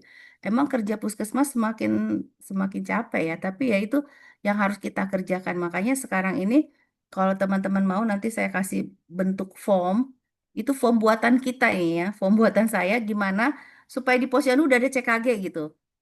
Terus data itu nggak hilang, supaya kita nanti bisa input ke ASIK, kan ada ASIK, Kak, ada ASIK PTM dan CKG aplikasinya itu nanti diinput. Jadi nanti ada report ke orangnya kan by WA, ya. Itu apa hasil pemeriksaannya. Nanti forward ke kita sama seperti kalau di kitanya eh, pakai aplikasi Satu Sehat, ya kan. Dulu kita dapat sertifikat COVID, ingat ya dulu kan bikin akun. Nah, itu nanti akan di-upgrade, nanti akan ada hasil CKG. Ya, kalau itu benar WA-nya biasanya langsung muncul gitu, muncul di kita dan dia langsung terbaca. Terima kasih Anda begini, hasil Anda begini-gini akan ada muncul gitu. Ya. Jadi kalau era ILP ini adalah sebenarnya bagaimana semua orang bisa mengakses, mendekatkan akses melalui posyandu dan UPKK. Sehingga nanti kerjaan yang berat itu di UPKK. Puskesmas itu diharapkan nggak banyak pasiennya karena semua larinya ke UPKK. Makanya dulu yang disebut Pustula, yang disebut Poskesdes, Polindes, kalau dulu bukanya sekali-sekali, nah kalau nggak ada petugas nggak buka, sekarang harus tiap hari. Nah itu mungkin dari kakak bisa memfasilitasi, ya, karena kita juga udah nginput kemarin kebutuhan kebutuhan Alkes itu melalui aplikasi Shopee, ya. Itulah yang dibuat Kemenkes untuk menentukan merekap, ya, merekap kebutuhan di daerah dan nantinya dilihat juga lingkungannya. Misalnya jangan-jangan dia dikasih alat nggak cocok, nggak ada listriknya. Listriknya cuma 900 watt, ya nggak bisa kan gitu pustunya. Kan berarti kan daerah harus mengupgrade dulu dong listriknya, ruangannya, supaya bisa menerima alat-alat tersebut gitu. Makanya nanti itu ngeling sama Aspak, aplikasi sistem aplikasi untuk alat dan alkes dan prasarana puskesmas gitu, Kak. Jadi seperti itu. Sebenarnya celahnya banyak kalau kakak ingin memberikan masukan atau bantuan sebagai NGO kepada puskesmas saat ini. Kalau menurut aku di posyandu aja dulu, Kak. Karena kan itu yang paling penting yang memang mereka terus terang nggak ada pemberdayaan masyarakatnya, uangnya kan uang masyarakat situ, ya. Belum tentu semua punya kan gitu. Ya, aku sih ini terima kasih sudah menjelaskan. Tapi yang kulihat itu kebanyakan ke arah sistem dan prosedur ya, Iya, dari betul. reformasinya. Tapi adakah reformasi dari outputnya? Misalnya, aku terkesan sekali ya waktu COVID dulu aku ikut webinar dokter gigi se-India. Mm-mm. Masih COVID aja mereka ada kegiatan preventif untuk kesehatan gigi mulut, ya. Mereka mereka semuanya tidak ada kegiatan, tapi untuk floor itu masih jalan. Nah, ini yang aku sering bertanya-tanya saat aku sudah ke kampus juga ketemu DPH ya. Dengan ini apakah meningkatkan karena aku juga ikut konferensi dokter Kristen sedunia itu ya. Yang menarik sekali the future of healthcare is primary care ya. Iya. Masa depan di mana-mana pun di dunia ini susah kalau sakit. Jangankan di negara berkembang ya, di negara maju pun susah kalau sakit. Jadi kita harus meningkatkan pencegahan, promosi dan preventif ya, peningkatan gizi, makanan, pencegahan-pencegahan. Ya, aku sih berharap dengan program, dengan sistem ini harusnya muncul juga outputnya itu program pencegahan promosinya lebih tinggi gitu. Tidak hanya sekedar sistem saja, tapi ada kegiatan kita juga ke sekolah-sekolah kan. Nah, itu yang kita nggak lihat ada kegiatan ke sekolah. Waktu dulu kita kuliah ada kita pemberian floor ya dengan berbagai cara, tapi nggak ada itu aku lihat jalan di puskesmas-puskesmas gitu. Why gitu? Apa yang kita lakukan? Apa yang kita bisa advokasi untuk merubah ini? Saya izin share ya Kak, ini ada materi mungkin bisa menjadi bahan Kakak lihat. Di sini adalah eh, roadmap daripada ini nih, 6 pilar transformasi layanan primer. Pertama edukasi, pencegahan primer, pencegahan sekunder, yaitu tadi saya bilang adanya pemeriksaan ya, penyebab tertinggi ini. Nah nanti inilah fungsinya di CKG, ini pencegahan sekunder ini. Kemudian peningkatan kapasitas dan kapabilitas layanan primer, kemudian transformasi rujukan, transformasi sistem ketahanan kesehatan. Nah, di sini ini Kak, bergeraknya ini semuanya harus dengan transformasi layanan primer, yaitu salah satunya itu tadi dari pelaksanaan ILP ini gitu. Nah, di sini eh, misalnya Kakak mau melakukan tadi, melakukan pemeriksaan tadi kan antigen, kalau imunisasi sekarang udah meningkat jadi 14 antigen ya. Kemudian pada peningkatan penekanan stunting stunting kan pada sini nih peningkatan di sini nih nggak mungkin orang stunting kalau ibunya kurang gizi jadi yang perlu kan hulunya adalah ibu hamilnya kan gitu nah di sini ibu hamil kok sakit gigi gimana mau makan kan gitu kan Kak nah disinilah mungkin bisa bergerak dari pelaksanaan-pelaksanaan yang bisa dikerjakan oleh Kakak sebagai bagian dari CSR ya dari NGO yang kan NGO itu kan sebenarnya swadaya masyarakat kan gitu ya yang diberikan akses untuk bisa lebih gampang masuk bahkan ya tanpa adanya prosedur apa yang mau diberikan kayak gitu loh. Nah, disinilah roadmapnya dari kementerian sekarang dalam transformasi pelayanan di apa namanya di era yang sekarang ini ya kan fokus integrasi pelayanan kesehatan primer di sini nih Kak ya. Apa misalnya Kakak mau ngambil di arah sini tentang mempercepat perbaikan gizi atau meningkatkan kesehatan ibu dan anak, ya kan, pengendalian penyakit, germas atau sistem kesehatan. Nah, kalau menurut saya kakak bisa di ranah 1 dan 2 nih mempercepat perbaikan gizi. Ya kalau ibunya kurang gizi karena giginya sakit kan nggak bisa ya kak ya kan gitu nggak bakal bisa makan dia kan. Nah seperti itu. Jadi tadi saya sudah kasih Google Drive, kakak cek aja deh semuanya. Nih, dari sini bisa kakak masuk dari mana nih? Itu materi itu banyak ya kak ya. Maksud saya itu buat teman-teman nanti jadi referensi kalau mau melakukan advokasi, ingin membuat ya SK, prosedur, alur. Nah, pakailah yang saya sampaikan tadi. Karena ILP ini sebenarnya harus berintegrasi, nggak bisa kerja. Oh ini program gigi kerja sendiri nggak bisa. Sekarang Kak, kita dulu istilahnya dengar Kak penjaringan ya anak sekolah ya. Sekarang itu disebutnya CKG Kak. Jadi CKG di situ anak sekolah ini termasuk pemeriksaan gigi, kemudian pemeriksaan mata, kita juga ada pemeriksaan kejiwaan. Nah, itu semua satu paket gitu. Kemudian juga ada pemeriksaan indranya, matanya, sampai sejauh mana itu bisa dikerjakan ya. Kemudian yang terbaru itu yang terpenting itu sekarang memang ada pemeriksaan jiwa. Kalau dulu kan nggak ada screening jiwa ya. Sedangkan anak-anak sekarang banyak yang sudah dibully, ya kan membuat dia secara mental drop. Nah, makanya eh, pemeriksaan itu nantinya juga tes kebugaran, nanti dimasukkan dalam aplikasi yang kita masukkan. Kalau di kita itu namanya versinya asik, aplikasi Satu Data Sehat Indonesiaku. Kalau di kita sebagai user dapat dilihat dari aplikasi kita yaitu tadi apa tuh namanya Satu Data Sehat gitu. Kan kita punya dulu ya, masamnya apa tuh, COVID dulu ya, kan Satu Data itu kan. Nah, itu. Jadi, saya juga sekarang ini kemarin itu hasil Riskesdas, hasil temuan di CKG anak sekolah, cek kesehatan gratis anak sekolah, kalau disebutnya dulu penjaringan, Kaget Kementerian Kesehatan, hampir 40% anak itu karies gigi. Ya, kemarin Kak Monica cerita, langsung deh tuh kepala dinasnya goyang, ngasih 80-90% sih. ya, langsung dikasih floor gitu kan. Tapi sebenarnya floor itu terlambat ya. Kalau menurut saya sebenarnya harusnya dari prasekolah dong. Kan gigi molar yang bakal diserang ya kan. Harusnya penyelamatannya melalui tadi penyelamatan giginya melalui sikat gigi bersama, sikat gigi yang rutin seperti itu. Dan ya termasuk fluorisasi juga boleh diberikan pada TK harusnya ya, tidak hanya pada kelas 1 gitu. Kita juga Kak, di ibu hamil juga kita ngerjain periksa gigi Kak, di CKG ada.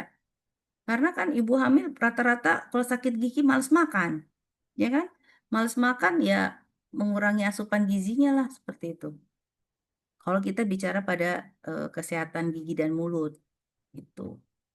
Jadi kita juga kader juga sama ya kita berdayakan untuk melakukan screening, gitu.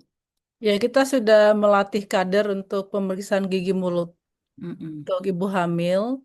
Jadi mm-mm. kita melatih mereka untuk memeriksa dan juga pemberian tooth mouse dan sikat gigi khusus untuk ibu hamil. Iya, gitu. Ya, Tambah banyak pertanyaan saya mungkin yang lain aja kali ya. Nanti aku bisa japri Novita aja ya. Sekalian yang lain pada mungkin boleh Kak, mau ada yang silakan. bertanya. Nanti tanya-tanya di ini ya, di Japri rubrik aja Kak. lain. Iya, Oke, kita lanjutkan ya Kak sesi pertanyaannya. Mungkin boleh, Kak. pada Kak Eva Lestari, mungkin boleh langsung bertanya aja Kak. Ya. Malam Kak Novita, Malam saya Eva Eva. Lestari, Stambus 99 Kak. Tadi saya agak terlambat dengar pemaparannya. Jadi kebetulan memang puskesmas kami, Puskesmas Tungtungan itu merupakan salah satu lokus yang ditunjuk dari USAID dan Kementerian Kesehatan untuk ASDK yang seperti Kakak jelaskan Mm-mm, tadi. SDK Cuman ya iya. karena ya seperti karena Kakak bilang Trump sudah menonaktifkan USAID, jadinya Ya, memang ASDK yang kami susun sudah bakal ya. hampir Iya, 90% kemarin, iya, jadinya terbengkalai dan sampai sekarang kami iya. nggak tahu nasibnya gitu loh. Dan kami tidak bisa menghubungi mereka satupun begitu. Kakak masih beruntung masih mau dihubungin apa namanya narasumbernya. Kalau kami mereka memang langsung tutup komunikasi sama sekali. Mereka tidak mau dihubungi karena mereka katakan kami Nggak sudah tidak bergaji digaji. lagi. Ah iya. Jadi yang ingin saya tanyakan karena ketika kami kemarin itu fokus di ASDK, jadi memang kami agak keteteran ketika menerapkan ILP yang sebenarnya. Saya bilang sebenarnya gitu ya. Jadi Mm, termasuk apa namanya SDM di Pustu. Kami masih menyebutnya Pustu. Jadi eh, seperti yang diharapkan ILP sebenarnya di Pustu kan seharusnya ada pengobatan dan pelayanan kesehatan begitu. Cuman kan ada beberapa diagnosa pengobatan yang membutuhkan eh, seperti antibiotik kita bilang harus dokter gitu yang meresepkan. Nah, jadi kalau misalnya di puskesmas kakak itu bagaimana mengantisipasinya? Kalau kami kemarin kami menerapkan apa namanya dokter yang bergantian seminggu sekali dokter dan dokter gigi ke pustu. Kami memiliki 2 pustu. Nah, masalahnya tidak efektif.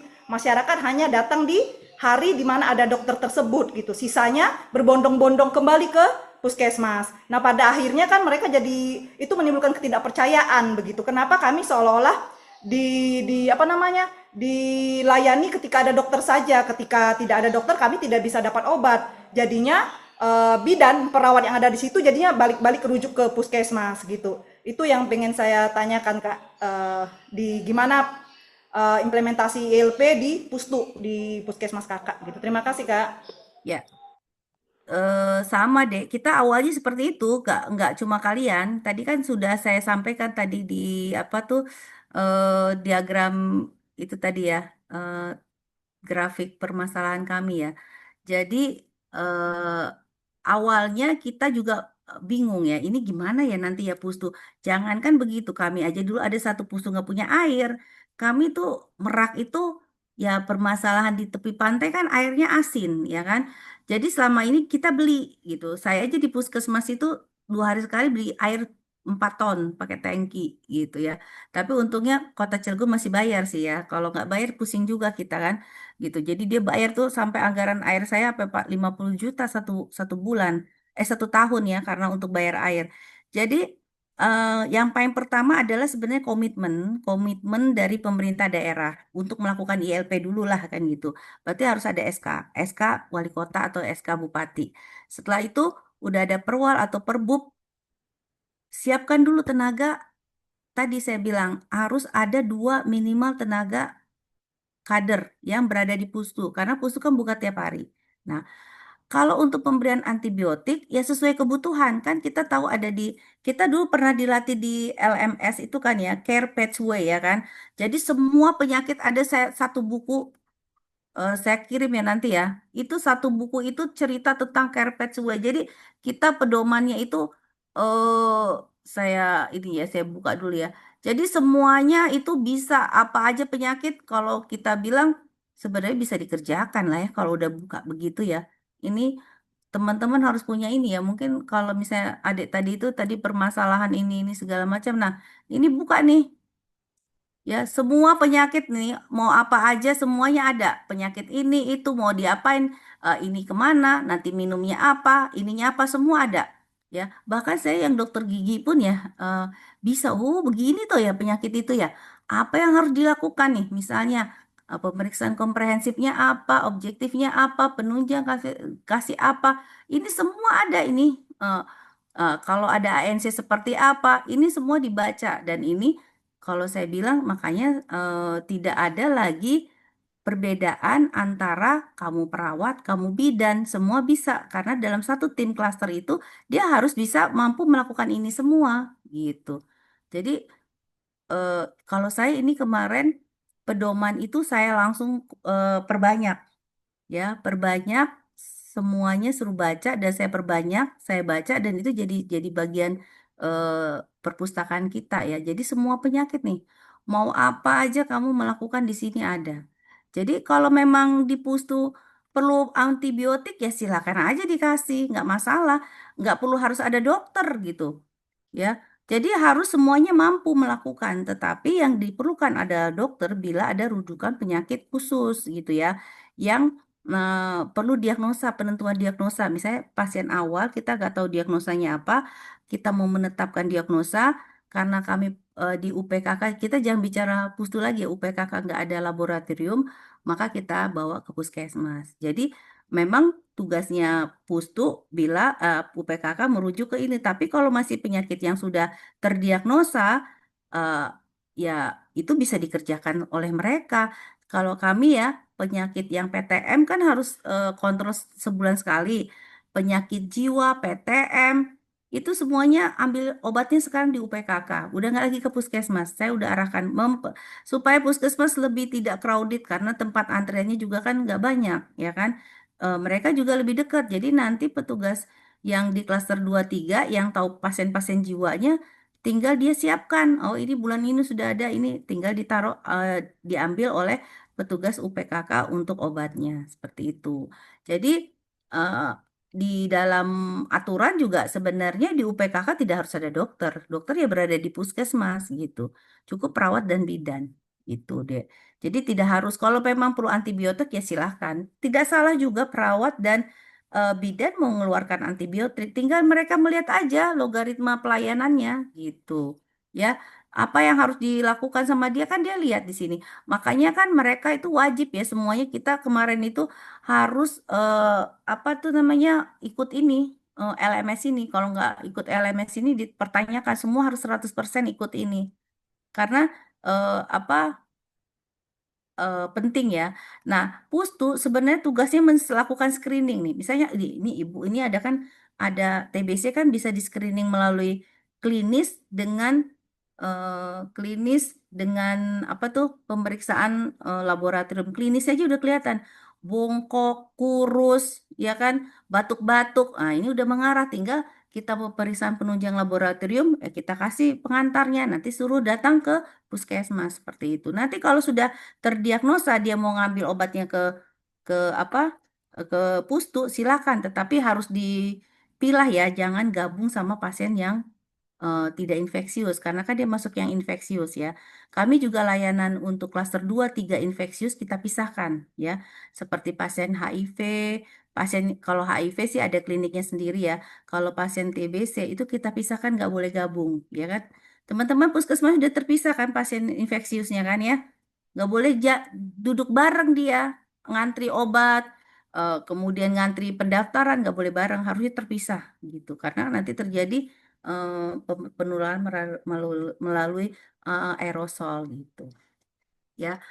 ASDK itu kemarin tutup, tapi kami kemarin Pak Nano masih ngasih kita kemarin karena dia mau ngasih itu untuk PWS-nya. Jadi kita tinggal input, langsung kebaca itu semuanya ya. Oh ini perlu penanganan ini, daerah ini kasus ini lagi tinggi gitu. Jadi ada dia dashboardnya. Kalau nggak salah dia minta waktu itu kita kalau mau beli 60 juta. Cuma kita kemarin rayu-rayu 60 juta ini aja sekota. Nggak mau dia karena dia yang punya lisensinya itu.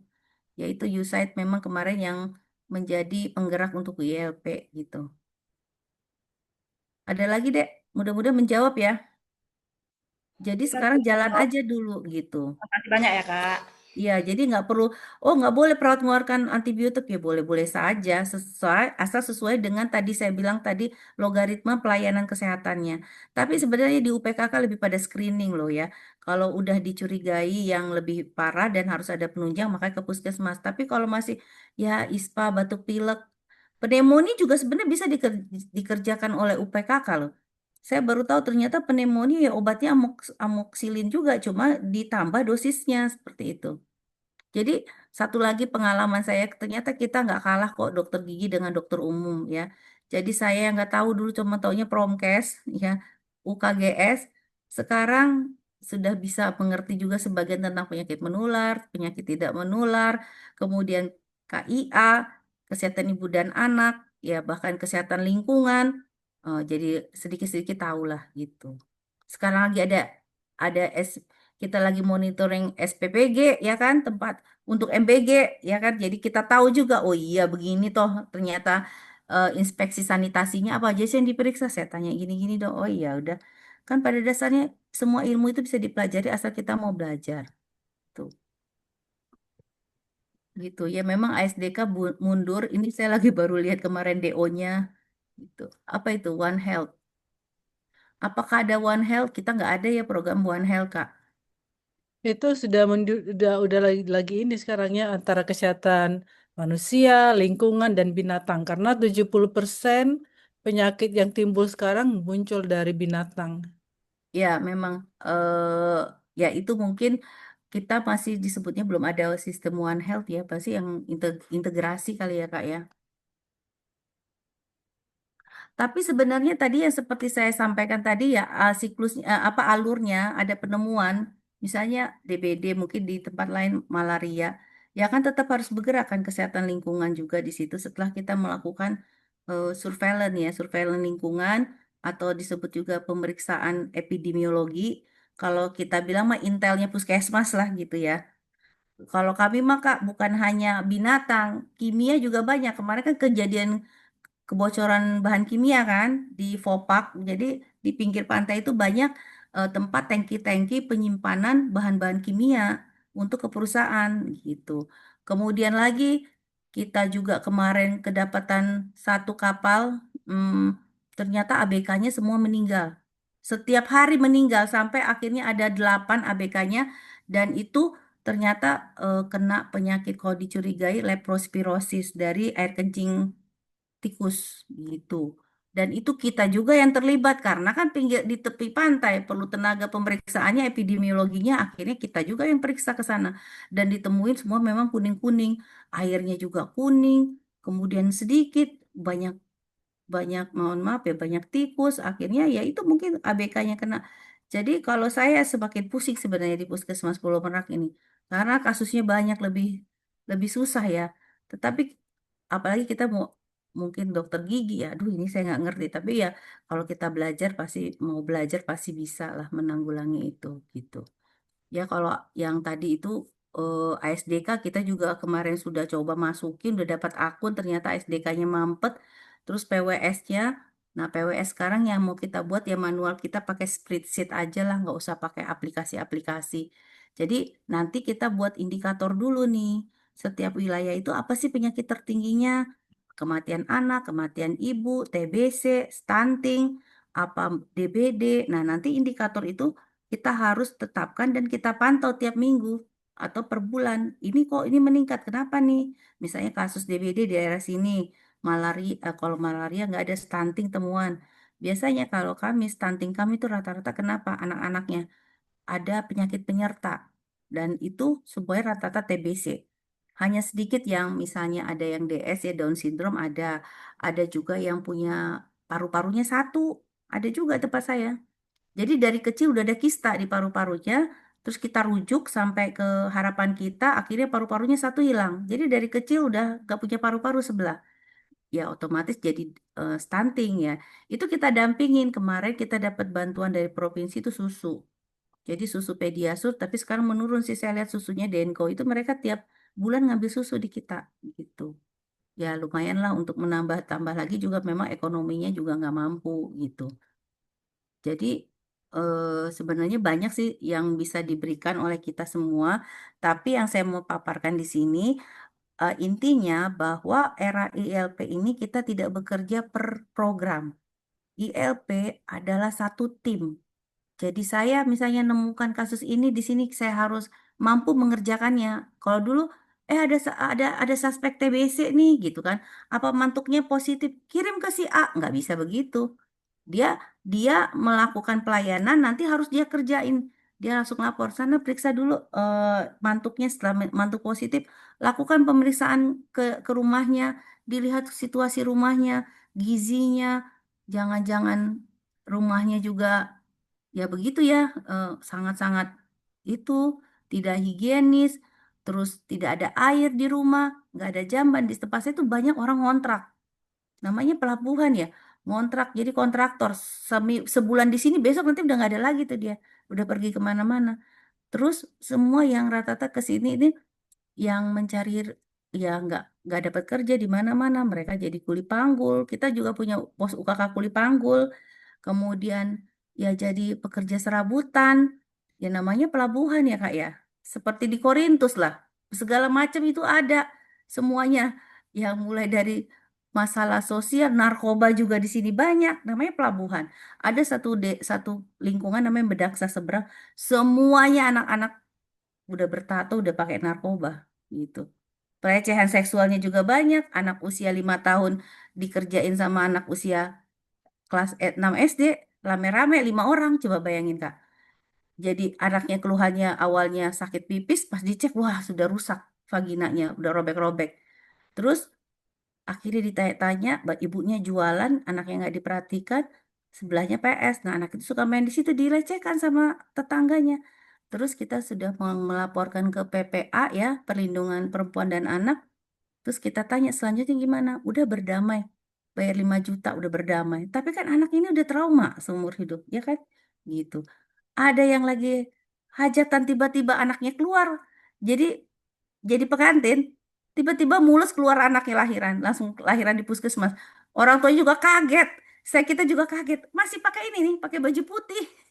Baru akad nikah, mules, tiba-tiba kok berair-air, langsung dibawa ke puskesmas, anaknya langsung keluar. Itulah yang ada di kita ya, yang aneh-aneh pokoknya ada semua di puskesmas kita semuanya, di puskesmas saya ya. Itu tapi itulah kondisinya di situ. Cuma ya awal-awalnya saya masuk situ jadi gini, karena puskesmas ujung, jadi yang nakal-nakal pegawai PNS itu larinya ke puskesmas Pulau Merak dan puskesmas Ciwandan.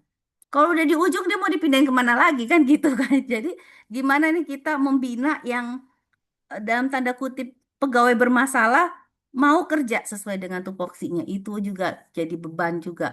Tetapi dengan kita berbicara secara fair, dan saya kadang-kadang juga masukkan juga dari segi rohani ya, karena kita kerja itu kan dapat amanah dari masyarakat. Saya bilang itu uang pajak masyarakat yang kita dapat gaji.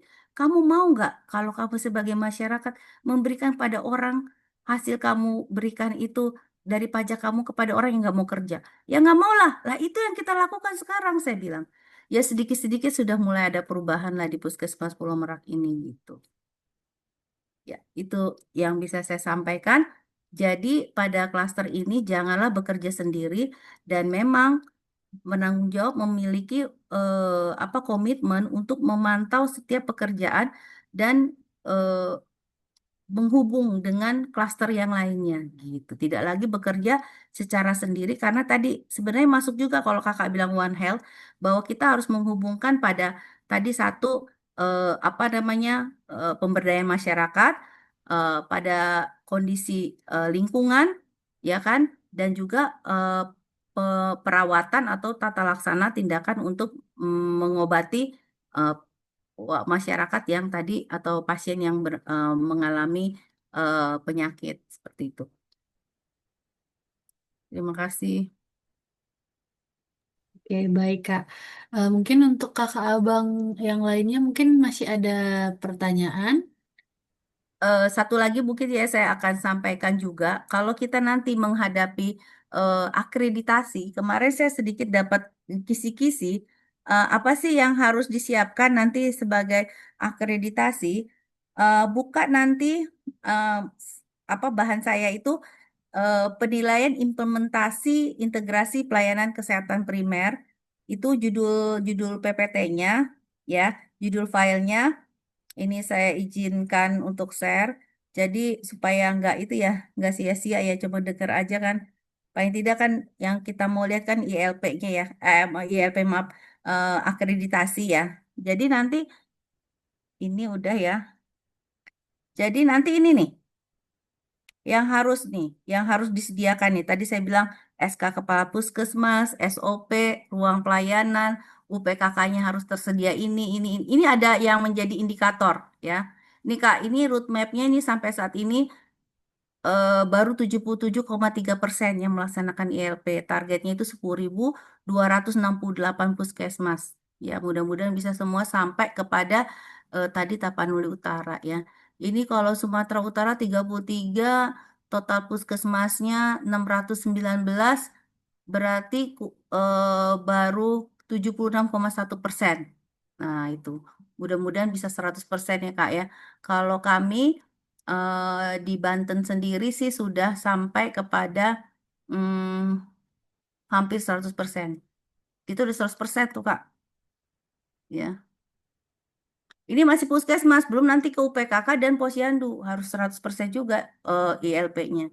Itu proses ya. Nah, kalau untuk penilaian nanti akreditasi, siapkan ini nih. Nah, di sini nanti teman-teman harus buat ini nih tadi. Yang harus disiapkan nanti kisi-kisinya lah untuk menjadi kalau untuk nanti mau akreditasi kira-kiranya seperti ini ya. Hmm. Nih harus punya dashboard juga nih tadi ya. Terus ada berapa kasus KLB yang dilakukan surveillance dan dilakukan respon epidemiologi. Tadi saya bilang kalau ada kasus ini seperti apa, kasus ini seperti apa gitu ya. Nah, ini nanti silakan dilihat. Semoga nanti bisa membantu kalau misalnya persiapan akreditasi. Jadi akreditasi kalau bisa jangan proyek Roro Jonggrang ya. Satu hari semalam Mbak dikerjakan langsung jadi. Itu nanti nggak nyambung. Artinya kalau kita akreditasi ceritanya itu harus ada benang merahnya. Antara mulai dari klaster 1, klaster 2, 3, 4, dan 5. Sehingga kalau itu jadi satu rangkaian, sebenarnya udah benar jadi terjadi siklus gitu. Terjadi lintas klaster itu terjadi kerjasama antar klaster gitu. Ya. Terima kasih. Oke, terima kasih Kak.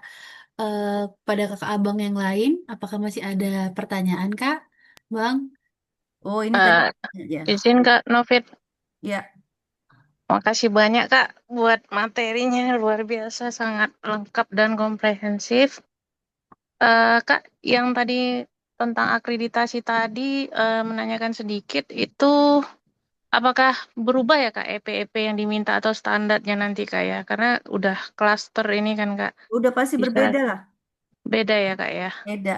Akan itu Terus, semuanya EP kita akan terbongkar karena saya juga waktu itu dilema. Ini sekarang saya mau pakai apa nih? Kan saya tanya ke waktu iya kami pendampingan ya, pendampingan untuk mengisi DO, DFO. Kan harus ada tuh perbaikan benar-benar. perbaikan kan. Nah, kita bingung. Sekarang kan dulu kan eranya UKM UKP, sekarang EA-nya ILP. ILP itu UKM UKP-nya di mana? UKP apa Mm-mm. di klaster 2, UKM di klaster 4 kan gitu ya. Tapi itu nanti akan beda kok. Yang pasti EP yang dulu itu dari keputusan Menteri Kesehatan itu akan berubah. Tetapi prinsipnya yang namanya eh, apa tuh siklus PDCA, pelaksanaan P1, P2, P3 itu masih. Nah, Masih. ya, tapi sekarang RUK sekarang sudah beda itunya. Apa tuh jumlah kolomnya dan beda isiannya. Nah, itu yang terbaru. Saya waktu jawab fasilitator berapa jumlah kolom RUK? Saya ingat dulu RUK itu 14. Salah. Sekarang RUK lebih banyak kolomnya. Dia 13, RPK itu 12. RPK tahunan dan RPK bulanan. Nah, kenapa RUK lebih banyak? Karena usulannya itu harus lebih rigid dong daripada pelaksanaan. Itu dia prinsipnya. Nanti adik-adik bisa lihat di situ yang saya kasih itu nanti masukkan cari materi untuk klaster 1 manajemen ya. Itu nanti di situ akan kelihatan bahwa kita tabel matrik RUK itu udah beda. Itu aja sudah beda RUK kita. Gitu. Tapi kalau P1, P2, P3 tetap terjadi ya. Nah, makanya tadi saya bilang nanti ketika kalian melakukan P1 kan perencanaan, P2 pelaksanaan. Pelaksanaan itu tidak hanya pada rapat bulanan dan lokmin. Bisa juga melalui apel, bisa juga melalui rapat eh, apa tuh antar klaster, bisa juga melalui rapat pertemuan di lintas UPKK gitu. Sekarang BOK, saya kan dapat anggaran BOK juga, pasti teman-teman juga dapat anggaran BOK. Itu kegiatan ILP hampir 50% dari anggaran yang diberikan. Karena BOK itu sebenarnya kegiatannya mandatori. Maunya Kemenkes ini aja. Jadi saya sekarang di UPKK ada Lokmin bulanan dan ada Lokmin Linsek. Jadi saya buat juga bulanan di UPKK, buat juga yang di Puskesmas. Karena yang mau dikejar sekarang adalah menghidupkan UPKK. Jadi apa yang dibahas? Ya apa kunjungan terbesar di situ, penyakit temuan terbesar, target CKG-nya gimana gitu. Ya, itu kayaknya kalau teman-teman buka, teman-teman sekarang saya tanya RPK kalian di puskesmas yang buat siapa sih? Jangan-jangan masih ada sekarang RPK itu yang buat itu kepala puskesmas dan bendahara. Itu yang kejadian di Jambi kemarin, ya. Kepala puskesmas dan bendaharanya masuk temuan kejaksaan kan, masuk penjara itu kan, gitu. Ya, harusnya teman-teman harus tahu RPK yang menjadi tanggung jawab teman-teman di klaster ya. Dan dokter gigi itu biasanya kalau di puskesmas dokter gigi, dokter umum adalah penanggung jawab klaster itu. Saya aja semua dokter saya bikin penanggung jawab klaster karena orang yang mampu menganalisa ya kan gitu. Jadi jangan hanya terpaku kita pelayanan apa gigi aja enggak. Kalau berada di puskesmas ya kan gitu. Gitu loh Tati. Jadi pastinya itu dibongkar semua. Jadi jangan kalian tiru-tiru, tapi untuk DFO kita masih berikan. Jadi ini sekarang kita sistemnya seperti rumah makan Padang. Kamu mau apa? Saya siapkan gitu. Kalau versinya masih akreditasi kemarin, ya UKM UKP. Tapi kalau datang yang meriksanya orang ILP ke Menkes, kasih yang klaster gitu. Tapi nanti akan dihilangkan kok. Kemarin janjinya orang ke Menkes tidak ada lagi UKM UKP katanya gitu. Itu kemarin ya dari janji orang Kemenkes ya gitu. Jadi kita udah, oh nggak ada lagi sekarang UKM UKP, nggak ada kok katanya gitu. Kita sekarang sudah pakai klaster katanya gitu. Ya, jadi nanti coba lihat di penilaian itu sudah berjalan belum. Paling tidak kan di perencanaan P1 P2 di siklus manajemen udah ngikut klaster. Tadi juga Oke, saya, Kak. tadi juga saya berikan kan indikator pelayanan per klaster. Nah, itu coba disiapkan juga. Karena nanti yang dicari CKGK yang udah berapa melakukan screening kesehatan, berapa yang sudah diintervensi dan berapa target diagnosanya. Gitu. Oke, Kak Novid. Makasih banyak, Kak. Ya, sudah ILP belum puskesmasnya? Lagi dalam proses, Kak. Walaupun terseok-seok ini. Soalnya kami kan puskesmas di Balikpapan ini tingkat kelurahan, Kak. Jadi SDM kami itu satu puskesmas cuma 28 orang, 25 orang gitu. Sangat sedikit memang SDM-nya. Gitu, Kak Novid. Ya, Kasih, memang Kak. Gak apa-apa juga sih dia misalnya di klaster 2, nanti dia berada di klaster 4, boleh aja nggak apa-apa.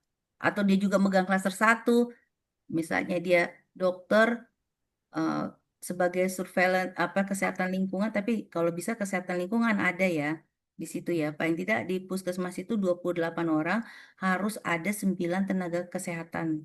Sekarang menjadi 11. Itu ada kan? Iya, Kak. Nah, kalau sudah ada udah bisa itu.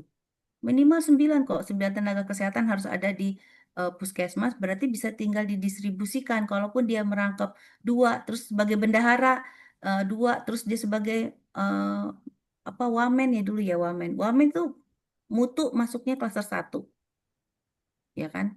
Nah, Iya, nggak apa-apa. Dia klaster 1 dan klaster lintas klaster misalnya kamu di klaster 5 kan misalnya pegang pegang layanan gigi, penanggung jawab ruangan, pegang juga mutu bisa nggak masalah. iya, Kak. Kami juga begitu walaupun 60 juga. Oke, Kak. Ya, udah cukup ya kayaknya udah jam Oke, 22. baik Kak. Mungkin itu tadi pertanyaan terakhir ya Kak, Kakak Abang sekalian. Mungkin terima kasih untuk Kak Novita untuk ilmu yang dibagikan. Terima kasih juga untuk Kakak Abang yang tadi sudah bertanya. Kiranya apa tadi yang sudah dibagikan dari pertanyaan itu boleh memberikan kita tambahan ilmu. Dan kiranya Tuhan juga yang memberkati setiap ladang-ladang pekerjaan kita. Dan ladang-ladang pekerjaan kita boleh semakin diberkati Tuhan. Oke, tiba saatnya kita sampai di penghujung acara, tapi mungkin sebelum itu kita angkat satu lagu dulu ya Kakak Abang yang berkata hidupku adalah penyembahan.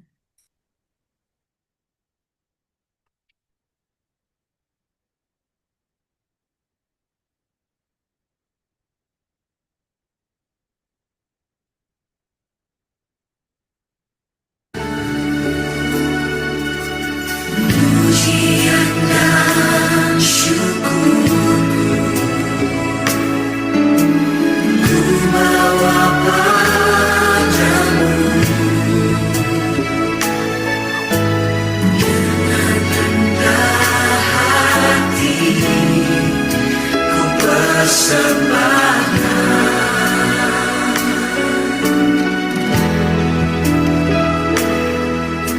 sadar bila ku ada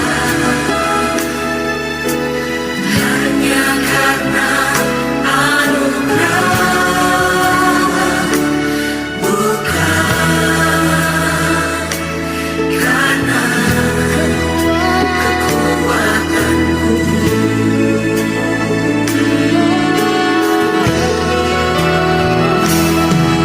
Tahu hidupku adalah penyembahan. Kau ciptakanku dalam kemuliaan-Mu.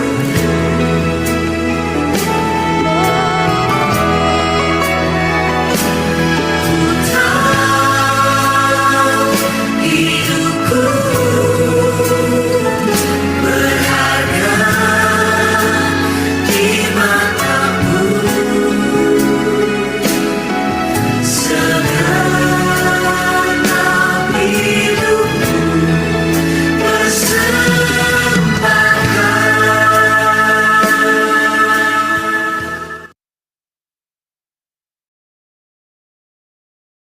Baiklah, untuk menutup sesi sharing kita pada malam hari ini, mari kita satukan hati kita kembali berdoa.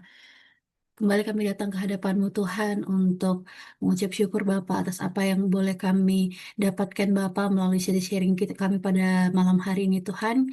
Kami bersyukur Tuhan untuk penyertaan Bapak terhadap Kak Novita Bapa sehingga dia boleh memberikan Bapak ilmu yang baru Bapak terhadap kami Bapak anak-anak-Mu Tuhan. Kami boleh mengerti Tuhan dan mendapatkan ilmu sedikit ilmu Tuhan pada malam hari ini. Kiranya Tuhan apa yang sudah dibagikan, apa yang sudah ditaburkan oleh Kak Novita boleh kami pakai Bapak dalam profesional kami Bapak sebagai dokter gigi Tuhan. Biar kiranya Tuhan kami boleh menjadi berkat-Mu Bapak di ladang pekerjaan kami Bapak, baik di puskesmas Tuhan, baik di rumah sakit ataupun mungkin di ladang pekerjaan yang lainnya Tuhan. Kiranya Tuhan apa yang sudah diberikan Kak Novita juga boleh menjadi inspirasi Bapak bagi kami dan boleh kami boleh kami eh, teruskan nantinya Bapak sehingga kami boleh melakukan bagian kami Bapak dalam pekerjaan-Mu Tuhan. Tuhan, saat malam hari ini Tuhan kami mungkin sebentar lagi kami akan menyelesaikan Bapak sesi Zoom kami ini. Kiranya Tuhan Engkau yang berkati aktivitas kami selanjutnya Bapak. Kiranya Tuhan Engkau juga menjaga kami sepanjang malam ini Tuhan. Tuhan kami juga berdoa Bapak untuk PAK FKG Bapak. Kiranya Tuhan boleh persekutuan kami ini Tuhan boleh memberikan kegiatan-kegiatan yang lainnya boleh boleh menjadi berkat untuk kami Bapak. Kiranya Tuhan melalui sesi sharing berikutnya Tuhan nanti kami boleh diberikan sesi sharing yang boleh memberkati kami lagi Tuhan, yang boleh mengisi kami lagi Bapak dari sisi ilmu kami Bapak. Ini menjadi doa kami Tuhan, kami mau serahkan hidup kami ke dalam tangan-Mu Tuhan, biar kiranya Tuhan Engkau memberkati kami. Dalam nama Tuhan Yesus kami bersyukur Bapak untuk acara ini, dalam nama Tuhan Yesus kami berdoa dan mengucap syukur. Haleluya, amin. Baik, Kakak Abang, mungkin sebelum kita tutup sesi kita kali ini, boleh kita sama-sama dokumentasi terlebih dahulu. Untuk Kakak Abang yang mungkin belum menghidupkan kameranya, mungkin boleh dihidupkan terlebih dahulu, Kakak Abang.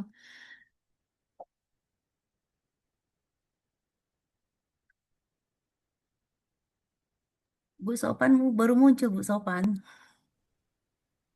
Enggak loh, dari tadi aku dengerin loh. Cuman aku offline. Off video. Iya dong, harus didengarin. Makasih Kakak Bu lagi ngomong sharingnya. ya. Hah? Kakak lagi ngomong harus didengar. Iya, iya loh Bu. Aduh, Ibu Kapus yang handal.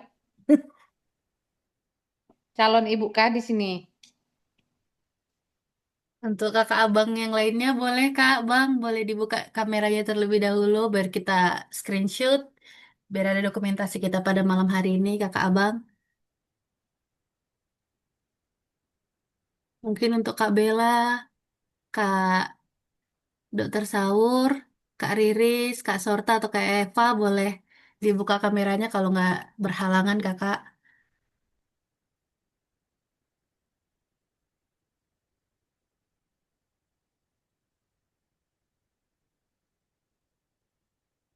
Oke, mungkin kakak-kakak yang lain mungkin berhalangan untuk buka kamera, mungkin kita screenshot aja ya Kakak Abang. Boleh berikan senyum yang terbaiknya Kakak Abang. Saya hitung 1, 2, 3 ya. 1, 2, 3. Sekali lagi, boleh? 1, 2, 3. Oke, sudah Kakak Abang. Makasih untuk Kakak Abang yang sudah boleh hadir. Kiranya sesi kali ini boleh memberikan ilmu baru untuk Kakak Abang dan kiranya boleh nanti bergabung lagi di sesi sharing berikutnya. Terima kasih Kakak Abang. Shalom. Shalom, Halo, sampai Kak jumpa. Halo. Marlin. Kak Kak Novita. Novita. Rodri. Terima kasih Makasih Kak Kak Nov, Otin, terima kasih Kak Kak. Novita. Erlin. Makasih semuanya. Sehat selalu. Iya Kak. Makasih.